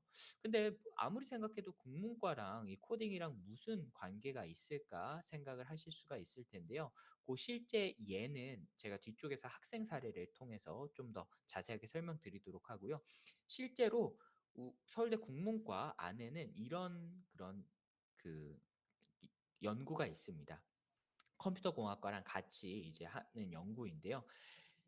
우리가 컴퓨터도 프로그래밍 언어라고 이야기하잖아요. 그래서 이 프로그래밍 언어와 실제 우리가 사용하는 언어를 비교 분석을 해서 우리 언어도 바꾸고 또 프로그래밍 언어도 개선하는 이런 공동 연구도 실제로 진행을 하고 있습니다. 네. 그래서 이 컴퓨터 공학이라는 부분 프로그래밍, 코딩, 소프트웨어 이 부분은요. 이제 이공계에서는 기본이고요. 사회과학, 인문, 심지어 미대에서까지 컴퓨터 사이언스 역량을 요구를 하고 있습니다. 그래서 케이스 스터디를 한 3개 정도 준비를 해 봤는데요. 이거 실제 우리 학생들의 케이스 사례고요. 일단 이 학생 같은 경우에는 미대를 준비하는 친구입니다. 그래서 이 오른쪽에 보이시는 디지털 아트와 왼쪽에 보이시는 시뮬레이션 포트폴리오를 통해서 MIT 미디어 랩이나 아니면은 NYU의 제너레이티브 아트, 디지털 아트 학과에 진학을 하는 것을 목표로 하는 건데요. 이제 오른쪽에 디지털 아트는 그렇다고 치고 왼쪽에 이 시뮬레이션은 과연 어디에 사용을 할 것인가라고 했을 때 이제 우리가 이 시뮬레이션이라는 것을 통해서 이제 컴퓨터 시뮬레이션이라고 하죠. 뭐라고 하죠? 컴퓨터 그래픽. 컴퓨터 그래픽이 굉장히 발전을 하고 있습니다. 그 컴퓨터 그래픽의 발전의 이면에는 이 컴퓨터 사이언스의 발달이 있고요. 그래서 디즈니 이 아까도 잠깐 나왔지만은 컨텐츠를 만드는 영화를 만드는 애니메이션을 만드는 이 디즈니 회사에서는요. 이제는 그래픽을 전공한 사람보다 컴퓨터 프로그래밍을 전공한 사람이 더 많다.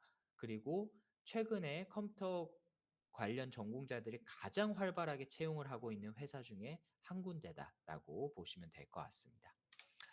네. 그리고 이제 공학 분야에서는 컴퓨터 사이언스뿐만 아니라 건축공학 쪽에서도요. 건축공학을 목표로 하는 학생이 이제 머신러닝을 이용해서 인공지능을 활용해서 자동차의 위치를 최적의 위치에 주차시키는 스마트 파킹 시스템을 구상을 했고요. 단순히 구상에 그치는 것이 아니라 실제 프로토타입을 제작을 해서 KSF 한국과학전람회 본선에서 수상을 한 케이스가 있습니다. 세 번째로는 이제 인문학 분야인데요. 이 부분은 이제 이 포트폴리오뿐만 아니라 뭐 다른 여러 가지도 작용을 했겠지만은 이 포트폴리오를 활용해서 또 대학에서 합격을 한 케이스입니다. Disability Treasurers라는 그런 홈페이지인데요. 장애인들을 표현하는 순화된 표현을 알려주는 그런 홈페이지입니다. 그래서 우리가 예전에 요즘은 이제 좀 그런 이야기를 많이 안 하기는 하는데 예전에는 이제 학교에서 장애인이라고 표현하면 안 되고 우리 장애우라고 표현을 해야 된다. 우리가 같이 생활하는 친구들이기 때문에 그런 것처럼 이제 내가 장애인이라고 검색을 했을 때 여기에 검색을 하게 되면은 좀 순화된 표현으로서 어 이제 어 장애우 이런 표현들이 이제 추천 단어로 뜨게 되는 거죠. 그래서 이 학생 같은 경우에는 이제 이런 표현에 관심이 굉장히 많았고 이런 표현에 관심을 본인의 관심을 이제 단순히 그냥 연구로서 끝내는 것이 아니라 이거를 사회적인 가치로서 환원하기 위해서 아까 제가 디지털 세상의 가치의 창출이라고 말씀을 드렸었죠. 이 가치를 새롭게 가치를 만들어내기 위해서 이러한 홈페이지를 통해서 추천해 주는 그런 홈페이지를 만들었고 이러한 포트폴리오가 또 주요해서 미국 명문 듀크 대학의 인문학과에 합격을 하는 사례도 만들어냈습니다. 그래서 이제는 대학이 변화하고 있고 또 대학에서 요구하는 인재도 변화하고 있고요. 단순히 과거의 지식만으로는 살아남지 못하고 컴퓨터 사이언스 역량이 대학 진학은 물론 성공을 위한 반드시 갖춰야 될 정목으로 자리매김하고 있다. 이렇게 이해해 주시면 될 것 같습니다. 그럼 이제 CS 역량이 중요하다라는 것은 알겠는데 그럼 대학에서 원하는 CS 역량은 무엇인가라고 했을 때 역시나 이제 이 알고리즘 역량이 중요하다라는 거죠. 그래서 소프트웨어 중심 대학 협회장을 맡고 계신 서강대 서정현 교수님께서는요. 이제 소프트웨어와 관련된 학생들의 CS 역량을 어떻게 평가하느냐라고 했을 때 학생들에게 어떤 문제를 제시하고 그걸 해결하는 역량을 평가한다. 즉 문제 해결 접근 능력을 통해서 논리적 사고력과 창의성을 평가한다라고 이야기를 하고 있는데요. 이걸 한마디로 정의하면은 알고리즘 역량이다라고 표현을 할 수가 있겠고요. 앞에서도 사피에서 학생들을 선발할 때 어떤 특정 전공이나 기술을 보는 것이 아니라 논리 사고력, 수학적 역량, 추론 능력, 알고리즘 역량을 평가한 것과 동일한 연장선상에서 이해해 주시면 됩니다. 그래서 실제 한양대학교 수시 모집 요강을 살펴보면은요. 이제 소프트웨어 전형이 있고요. 수시 일반 전형입니다. 1단계는 서류 평가고요. 2단계는 학생부 40%, 면접 60%를 진행을 하게 되는데요. 일단 이 서류 평가 이후에 이 면접 평가에서 소프트웨어 관련된 제시문을 제공을 하고 이제 전공 적성을 평가를 하게 됩니다. 그래서 이 소프트웨어와 관련된 제시문에서 어떤 문제가 나오느냐라고 했을 때 다양한 알고리즘의 원리를 이해하고 있는가를 본다라는 거죠. 그리고 이러한 것은 저희가 해석을 한 게 아니라 실제 한양대학교 모집 요강에 그대로 나와 있는 것을 제가 발췌를 해온 겁니다.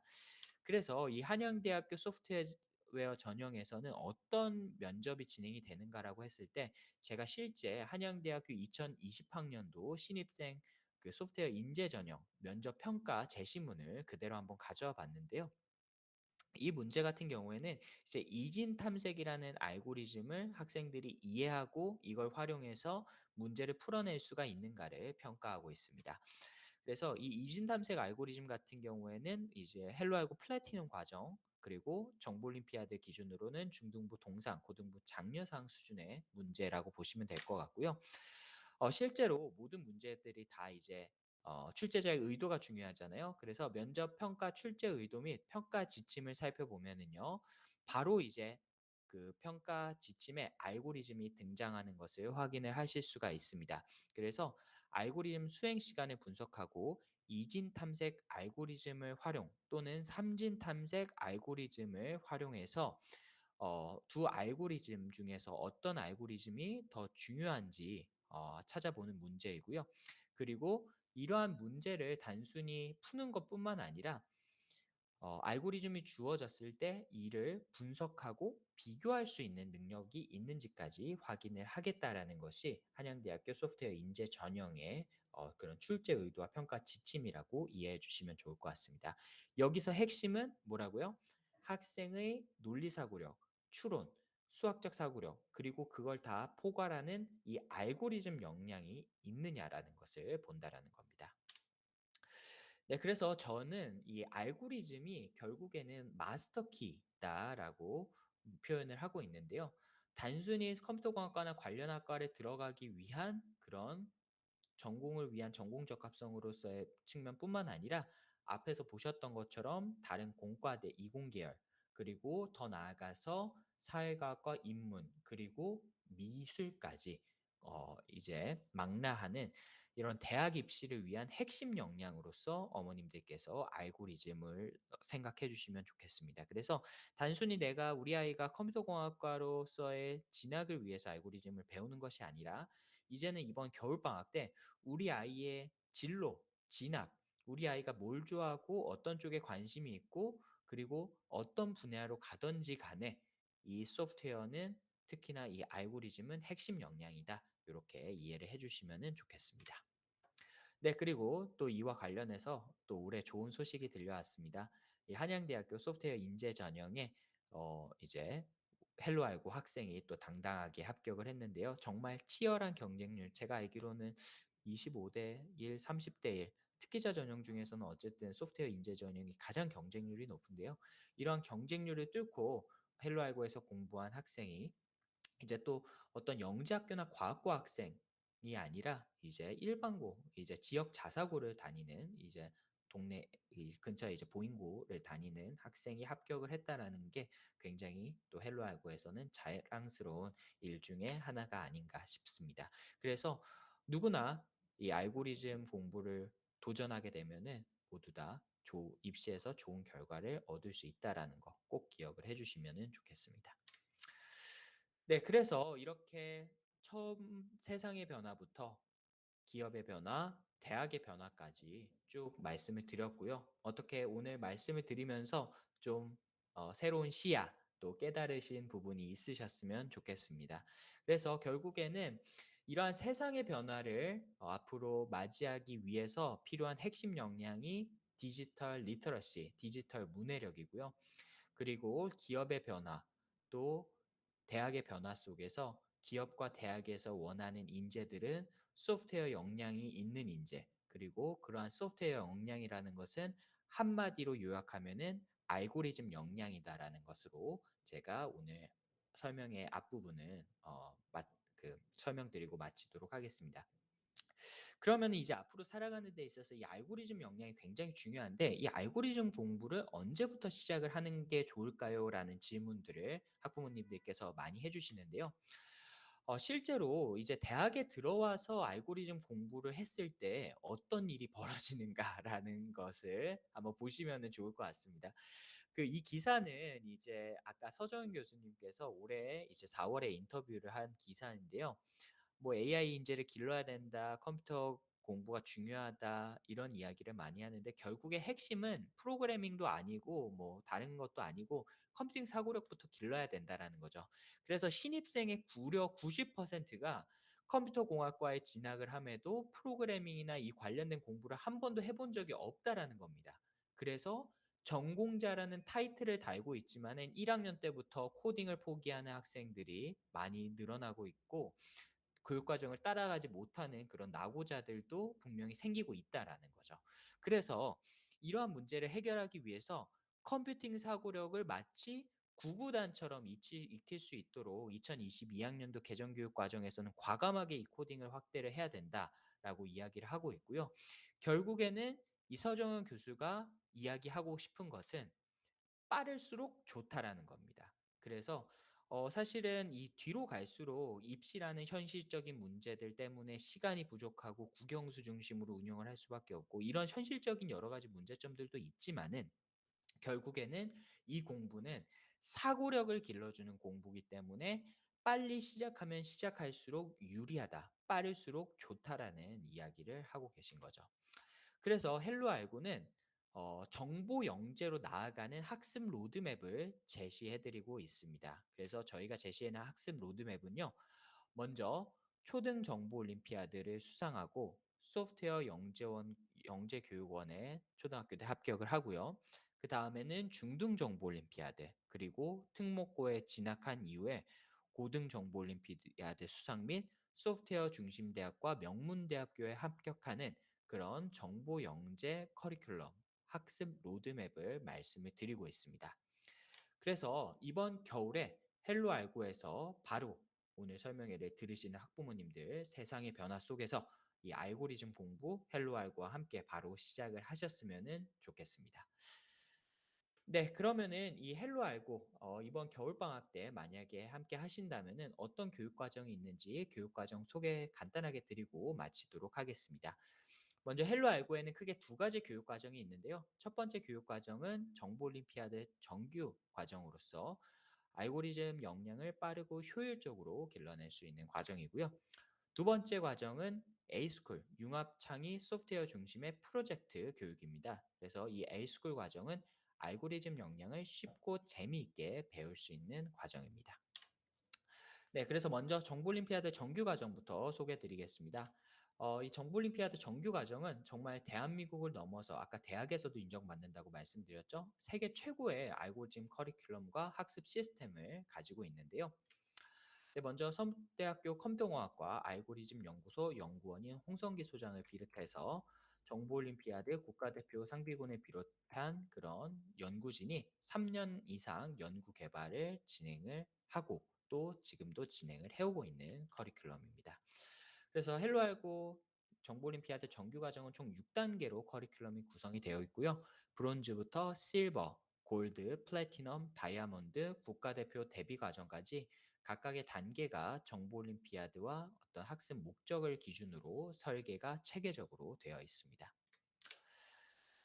네. 그래서 정보 올림피아드 과정에 대해서 조금 더 소개해 드리면은요. 먼저 이 과정의 학습 목표는 첫 번째로 4차 산업혁명 시대 디지털 세상을 이끌어 나갈 엘리트 알고리즘 인재를 육성하는 것이고요. 두 번째로는 현실적으로 정보 올림피아드 수상과 어린 학생들의 경우 소프트웨어 영재원에 합격하는 것. 그리고 고학년 학생들의 경우 대학 대학에 이제 입시를 할 때 학생부 종합전형 입시 성공을 위한 전공적 합성을 완성하기 위한 목표로 운영이 된다라고 보시면 됩니다. 네, 그래서 수업 구조는 크게 오프라인 학원 수업과 온라인 집에서 하는 수업으로 나뉘어져 있는데요. 여기서 온라인 수업이라는 거는 비대면으로 실시간으로 수업을 듣는 것이 아니라 본인이 공부한 내용을 집에서 복습하는 즉 학과 습의 그런 개념이다라고 보시면 됩니다. 그래서 단순히 학원에서 공부만 하고 끝이 아니라요. 매주 주어지는 과제를 수행함으로써 이 알고리즘 공부가 학교에서 또 집에서 계속 이어져서 진행이 된다라는 거죠.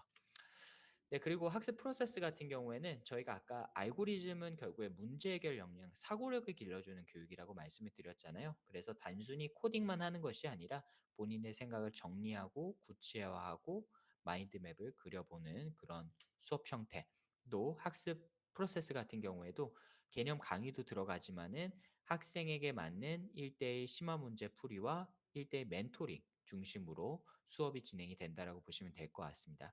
그래서 특히나 저희 헬로알고의 교육 방식은요. 어떤 수학 학원처럼 선생님이 앞에 나와서 판서로 막 설명을 해 주는 방식이 아니라요. 학생이 문제 하나하나를 고민해 나갈 때마다 선생님이 그 학생이 어떻게 고민했고 어떻게 코드를 작성하는지 학생 한 명 한 명을 1대1 코칭으로 돌아가면서 보는 그런 코칭 중심의 수업이다라고 이해를 해 주시면은 좋겠습니다.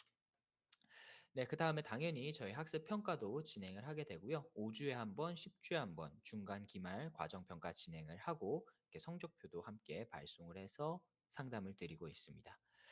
네, 그리고 이러한 모든 교육 과정은 저희의 기술력으로 100% 저희의 자체 기술로 개발한 자체 개발 온라인 학습 플랫폼에서 진행을 하고 있고요. 이런 동영상 강의부터 퀴즈, 그다음에 코딩 실습까지 모두 다 저희 학습 플랫폼에서 진행을 하고 저희 학습 플랫폼에서 학습을 진행하기 때문에 어떤 학생의 진도라든지 이런 부분들도 체크를 함으로써 효율적으로 학습을 진행을 할 수가 있습니다. 네, 그리고 저희가 재작년 코로나 작년이죠 아직은. 작년 코로나 이후부터 대면 수업과 비대면 수업을 병행을 하고 있습니다.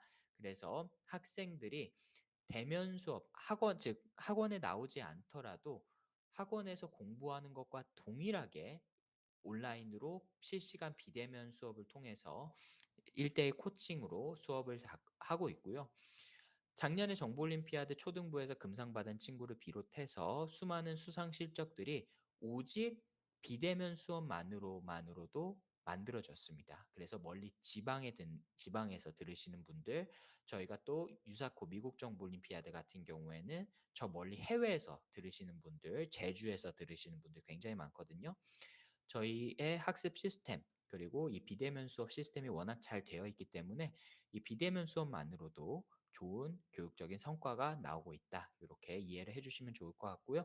또 저희 설명회 들으시는 분들 중에서 아마 지방에 계신 분들도 또 거리가 조금 있으신 분들도 많이 계신 걸로 알고 있어요. 그래서 이런 분들께서는 헬로 알고 좀 보내고 싶은데 너무 좋은데 좀 거리 때문에 걱정이 된다 하시는 분들께서는 이런 비대면도 적극적으로 활용을 해 주시면 좋을 것 같습니다. 네. 이것으로 이제 정규 과정 소개 마치도록 하고요. 그다음으로 또 헬로 알고의 인기 과정 중에 하나죠. 에이스쿨 과정에 대해서 소개 드리겠습니다.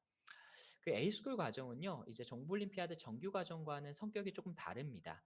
앞서 말씀드렸던 것처럼 모두가 소프트웨어 개발자가 될 필요는 없지만 누구나 프로그래밍은 할 줄 알아야 한다라는 그런 디지털 리터러시 디지털 문해력을 길러 나가기 위해서 이 알고리즘이라는 부분을 좀 쉽고 재미있게 학습할 수 있는 그런 프로젝트 수업인데요. 네, 그래서 A스쿨은 소프트웨어 공부를 처음 시작하는 학생들이 쉽고 재미있는 소프트웨어 융합 프로젝트를 통해서 프로그래밍 언어와 알고리즘의 기초를 배울 수 있는 과정입니다. 그래서 그 A스쿨 과정에서는요, 이 프로세싱이라는 프로그래밍 언어를 사용을 하게 되는데요. 어머님들께서는 뭐 C 언어나 자바, 파이썬 이런 프로그래밍 언어는 많이 들어보셨을 텐데 이 프로세싱이라는 언어는 조금 생소하실 수 있을 거라고 생각을 합니다. 근데 우리나라에서만 조금 생소한 거고요. 실제로 미국에서는 해외에서는 굉장히 실무에서도 많이 사용하는 중요한 언어 중에 하나인데요. 이 프로세싱 언어는 MIT에서 개발한 언어입니다. 그래서 MIT에서 이 왜 개발을 했느냐라고 했을 때 컴퓨터 그래픽을 통한 시각화로 누구나 쉽고 재미있게 프로그래밍을 할 수 있도록 만든 프로그래밍 언어로서 이 프로세싱의 별명이 텍스트 코딩계의 스크래치입니다. 스크래치 아시죠? 그 이제 블록 코딩 언어잖아요. 우리나라에서 만든 엔트리가 있고요.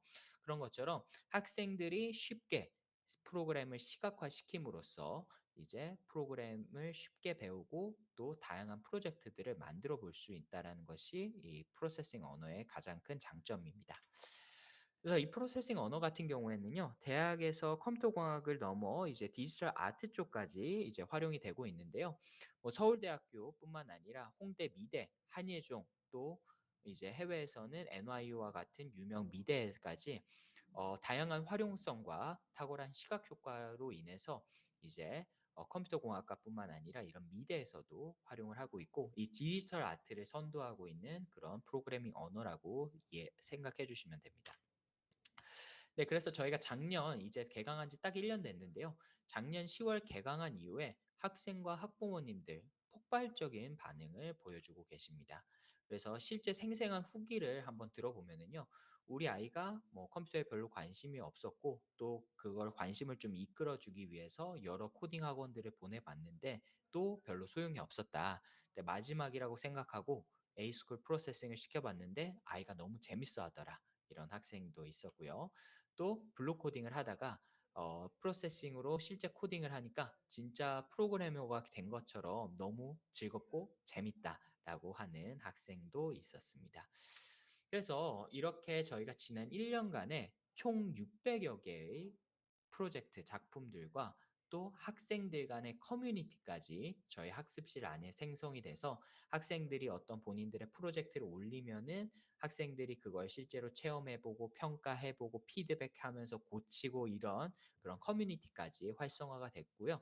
또 제가 얼마 전에 이렇게 들어가서 보니까 이제는 학생들끼리 이 프로세싱으로 게임을 만들어서 네모 게임즈라는 그런 회사까지 만들 정도로 학생들의 참여가 활발하게 진행이 되고 있습니다.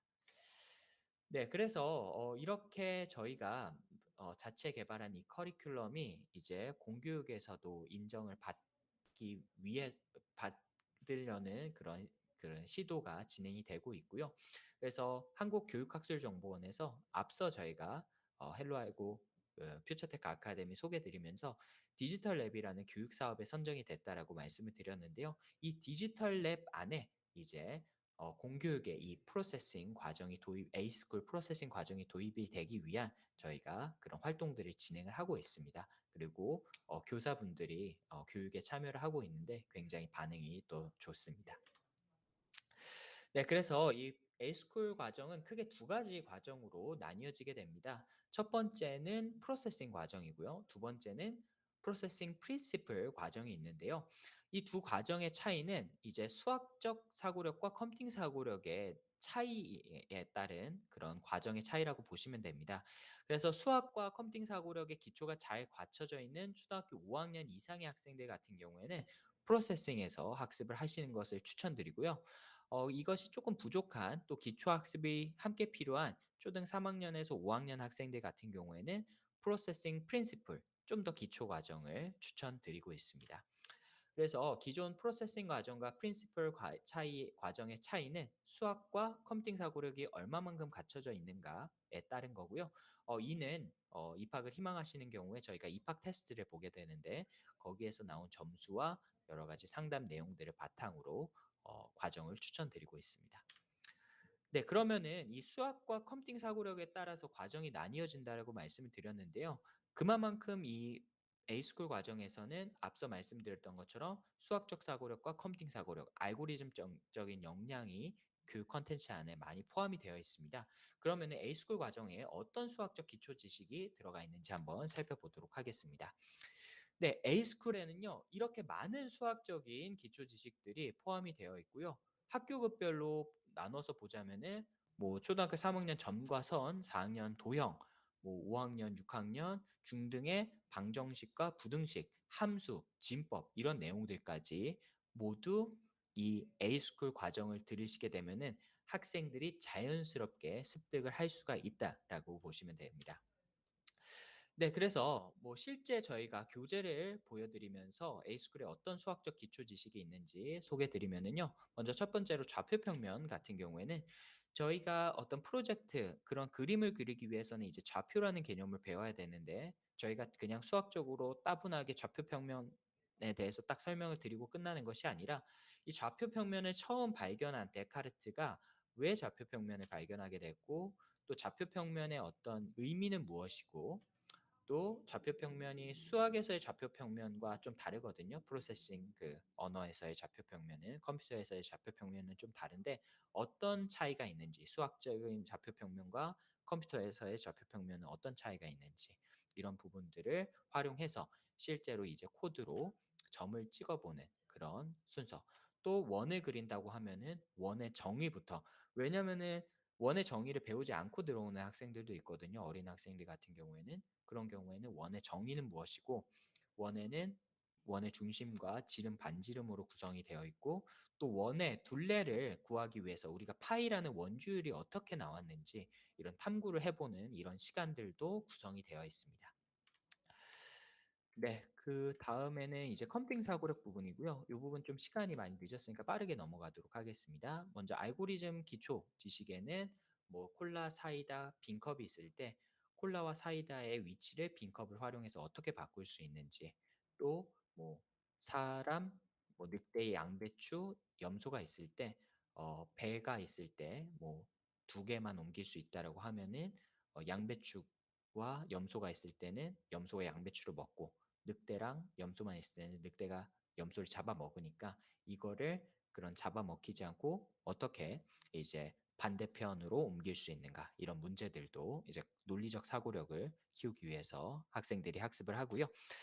네, 그다음에 또 이 키보드의 자판은 어떻게 정해졌는지, 이 쿼티라는 자판이 어떻게 나오게 됐는지 이런 컴퓨터의 기초 지식까지 함께 배우는 과정이 프로세스 이제 A스쿨 과정이다라고 보시면 될 것 같습니다. 그리고 이러한 기초 지식들이 있는 친구들 같은 경우에는 이제 A스쿨 프로세싱 과정으로 바로 넘어가서 코딩 중심으로 프로젝트 중심으로 학습을 하게 되고요. 이런 기초 지식이 좀 부족한 친구들 같은 경우에는 프린시플 과정에서 학습을 하게 된다. 그리고 이러한 A스쿨 과정에서 방금 보셨던 것처럼 배우는 수학적 기초 지식과 컴퓨팅 사고력이 바로 대학 부설 소프트웨어 영재원에서도 요구하는 역량과 동일하다라고 보시면 됩니다. 네, 그래서 실제 커리큘럼을 비교를 해보면은요, 한양대 소프트웨어 영재원 커리큘럼 같은 경우에는 크게 네 가지로 구분이 됩니다. 프로그래밍과 전산 수학, 알고리즘 캠프, 컴퓨터 시스템 이렇게 구성이 되어 있는데요. 프로그래밍은 프로그래밍 기초 지식, 전산 수학은 수학적 기초 지식, 알고리즘 캠프는 알고리즘 기초, 그리고 컴퓨터 시스템은 컴퓨터 과학 기초 이렇게 우리 A스쿨의 커리큘럼과 일치하는 것을 확인하실 수가 있고 이번에도 서울교대와 한양대 탐구 보고서로 선발을 했는데요. 이 탐구 보고서를 준비할 때 헬로 알고를 다녔던 분들과 헬로 알고를 다닌 지 얼마 안 됐거나 다니지 않은 학생들이 작성한 탐구 보고서의 퀄리티가 굉장히 달랐다. 이렇게 말씀드리고 싶습니다. 네, 마지막으로 프로세싱 프린시플 과정과 프로세싱 과정 정리 드리고 마치도록 하겠습니다. 네, 프로세싱 프린시플 과정은 가장 기초 과정으로서 베이직, 어드밴스드, 프로, 스카이 총 각각 20주씩 총 80주 과정으로 구성이 되어 있고요. 이거를 한 다음에 프로세싱 과정으로 넘어가는 것이 아니라 바로 정보 올림피아드 과정으로 넘어가게 됩니다. 네, 학습 방법은 총 일주일에 한 번 2시간 수업이고요. 2시간 동안에 수학적 기초 지식 1시간, 프로세싱, 프로그래밍 1시간, 그리고 나만의 프로젝트를 완성해 보는 것으로 진행이 되고 매주 2시간 분량의 과제 탐구 또 프로젝트 과제가 주어지게 됩니다. 또 마찬가지로 평가는 5주차의 중간과정 평가, 10주차의 기말과정 평가를 진행을 하게 되고요. 네, 마지막으로 A스쿨 프로세싱 과정 같은 경우에는 이제 수학적 컴퓨팅 사고 기초 역량이 갖춰져 있는 학생들이 프로젝트 중심으로 이제 학습을 해 나가는 과정입니다. 그래서 기초 지식을 이미 다 함양을 하고 온 친구들이기 때문에 프린시플 과정에 비해서 상대적으로 짧고요. 레벨 1 A, 레벨 2 B, 레벨 1 B, 레벨 2 A, 레벨 2 B 이렇게 해서 총 4단계 40주 과정으로 구성이 되고 이 과정을 마치게 되면은 정보 올림피아드 정규 과정으로 이제 나아가게 됩니다. 네.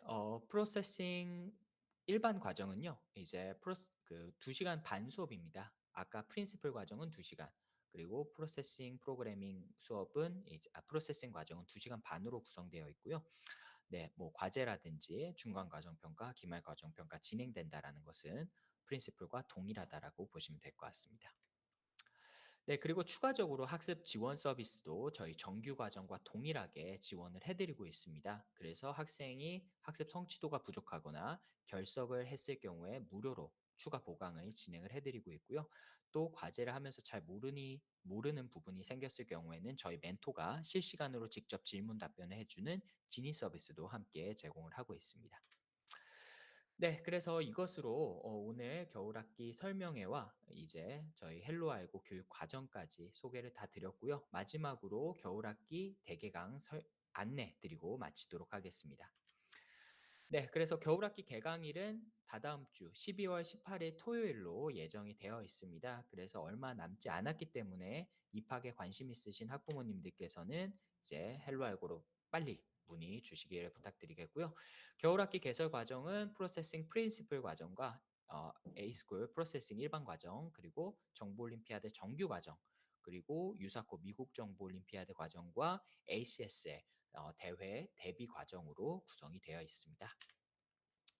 네, 겨울학기 개설 시간표. 먼저 정보올림피아드 브론즈 과정입니다. 정보올림피아드 브론즈 과정은 토요일 오후 7시부터 9시 반, 일요일은 오전 10시부터 오후 12시 반, 또 일요일 오후 1시 이렇게 2시간 반 수업으로 구성이 되어 있고요. 평일 같은 경우에는 이제 단독 그 수업은 아니고 이제 그 기존 수업과 더불어서 주 2회 이상 겨울방학 기간 동안에만 운영이 되는 겁니다. 주 2회 이상 좀 진도를 빠르게 나가고 싶은 친구들이 진도 속진 특강으로서 추가적으로 신청을 하실 수 있는 시간입니다. 그래서 화요일 7시 오후 7시 반, 금요일 오후 7시 간에 각각 개별 진도 속진으로 추가 수강이 가능하십니다. 네, 다음으로 A스쿨 과정입니다. A스쿨 프린시플 과정은 토요일 오후 1시, 일요일 오전 10시, 화요일 오후 3시부터 5시 각각 2시간 수업으로 구성되어 있고요. 프로세싱 과정은 토요일 오후 4시부터 2시간 반, 일요일 오후 4시부터 2시간 반 이렇게 수업이 준비가 되어 있습니다. 네. 그래서 이렇게 이번 겨울학기 입학을 희망하시는 학부모님들께서는요. 저희 헬로알고에서는 입학을 위해서 모든 학생들이 반드시 입학 테스트를 진행을 하게 됩니다. 그리고 요즘 입학 테스트는 비대면으로도 가능하시기 때문에 입학 테스트 희망하시는 학부모님들께서는 헬로알고로 전화 주시면은 자세하게 안내 드리도록 하고요. 방문으로 입학 테스트 희망하시고 입학 상담 받으시고 싶으신 경우에는 평일은 오후 1시부터 오후 8시, 주말은 오전 10시부터 밤 8시까지 테스트 및 상담 진행이 방문 상담이 가능하십니다. 그리고 월요일은 저희가 휴무기 때문에 월요일을 제외하고 이렇게 운영을 하고 있고요. 테스트 소요 시간은 A스쿨 및 정규 과정 입학 희망하시는 학생들 같은 경우에는 저희 컴퓨팅 사고력과 수학적 사고력을 진단하는 사고력 문제 20문제 1시간으로 구성이 되어 있습니다. 그리고 C 언어 학습 경험이 있는 학생들 같은 경우에는 프로그래밍 실기를 60분 동안 추가로 진행을 하게 됩니다. 네. 그래서 입학 문의 및 수강 신청은요. 저희 12월 14일 화요일까지 겨울학기 수강 신청을 받고 화요일 날 마감을 할 예정입니다. 그래서 시간이 얼마 남지 않았기 때문에 열흘 정도 남았기 때문에 희망하시는 학부모님들께서는 빠르게 학원으로 연락 주시면은 감사드리겠고요. 문의는 아래 보이시는 전화번호로 뭐 설명이 끝나거나 아니면 내일 또 평일에 전화 주시면은 저나 아니면은 교육본부장님 그리고 멘토분들께서 자세하게 상담 드리도록 하겠습니다. 네, 그리고 겨울학기 개강을 앞서서 저희 인기 강좌죠. A스쿨 무료 시범 수업을 준비를 했습니다. 그래서 시범 수업은 프로세싱 과정으로 진행이 되게 되고요. 수업 내용은 내 손으로 만드는 게임과 예술 작품, 디지털 아트를 만들어 보는 과정들로 구성이 되어 있습니다. 네, 그래서 무료 시범 수업은 각각 다음 주 화요일 오후 3시와 수요일 오후 7시로 각 2시간 동안 진행이 될 예정이고요. 선착순 8명으로 이미 안내 문자가 나가고 신청들을 많이 해주고 계십니다. 그래서 자리가 얼마 안 남은 걸로 알고 있는데요. 희망하시는 학부모님들께서는 무료 시범 수업, 또 제가 직접 진행을 하니까요. 많은 신청 부탁드리도록 하겠습니다. 네. 그래서 오늘 또 제가 이거 설명회를 줄인다고 항상 하는데 제가 마이크만 붙잡으면은 좀 말이 많아서 또 어머님들과 아버님들, 학부모님들께 좀 전달하고 싶 해 드리고 싶은 내용이 많다 보니까 오늘도 1 시간 반이나 해 버렸습니다. 그래도 제가 이렇게 보니까 그 끝까지 들어 주시는 학부모님들이 많이 계신 것 같은데요. 제가 최근에 이제 그 헬로 알고를 한 2년 이제 3년 차 이제 곧 접어들게 되는데 이렇게 운영을 하면서 그런 부분들을 참 많이 느낍니다. 이 소프트웨어 교육이 정말 우리 아이들한테 정말 중요한 교육이구나. 왜 중요한가라고 했을 때 이미 뭐 "미래의 세상의 변화를 위해서 중요하다." 이건 앞부분에 제가 다 말씀을 드렸는데요. 이 소프트웨어 교육이라는 부분이 아이들한테 꿈과 희망을 줄 수 있는 그런 교육이더라고요. 그러니까 우리 아이들 사실은 수학 학원 다니고 영어, 국어 학원 다니고 교과 공부하면서 내가 앞으로 뭘 해야 될지 또 어떻게 살아가야 될지 그런 고민할 수 있는 시간이 많이 부족한 것 같은데요. 이 소프트웨어 공부를 하면서 아까 특성화고 이야기를 드렸지만은 이 특성화고 지원한 12명 학생들 모두 다 엄마가 또 아빠가 시켜서 지원을 한 것이 아니라요. '내가 앞으로 이걸로 정말 먹고 살아야 되겠다. 내가 이걸로 정말 앞서 나가 보고 싶다.' 이런 생각을 가지고 그 학생이 공부를 잘하고 못하고를 떠나서 정말 본인의 그런 의지를 가지고 모두 다 지원을 했고 그렇기 때문에 저는 좋은 결과가 있었다라고 생각을 합니다. 그래서 정말 이 소프트웨어 교육이 뭐 '미래 중요하다.'라는 것을 떠나서 당장 이 입시와 또 더 나아가서 취업에 좀 찌들어 있는 이 우리 아이들의 미래를 위해서 정말 중요한 교육이지 않나 이런 생각을 요즘 많이 하고 있고요. 그래서 저희 헬로 알고 또 더 나아가서 이 퓨처테크 아카데미라는 회사가 대한민국 100 년을 이끌어 나갈 미래 디지털 혁신 인재를 길러 나가는 그런 회사와 교육 기관으로서 앞으로 더 열심히 노력하도록 하겠습니다. 네, 그러면 이것으로 오늘 겨울학기 대개강 설명회 마치도록 하고요. 어 우선 인사드리고 그다음에 저희가 문의 사항이 있으신 경우에는 학원으로 또는 채팅으로 남겨 주시면은 제가 끄지 않고 좀 남아서 계속 질문 답변 드릴 예정입니다. 네, 그래서 끝까지 남아서 궁금하신 점 있으시면은 채팅으로 질문해 주시면은 제가 직접 답변 드리고 또 민감한 그런 또 자세한 궁금한 사항 같은 경우에는 지금 학원으로 전화 주시면은 자세하게 또 상담 드리도록 하겠습니다. 네, 그러면은 오늘도 늦은 시간 오랫동안 시청해 주신 학부모님들께 다시 한번 감사드리고요. 네, 그럼 오늘 설명회 이것으로 마치도록 하겠습니다. 감사합니다.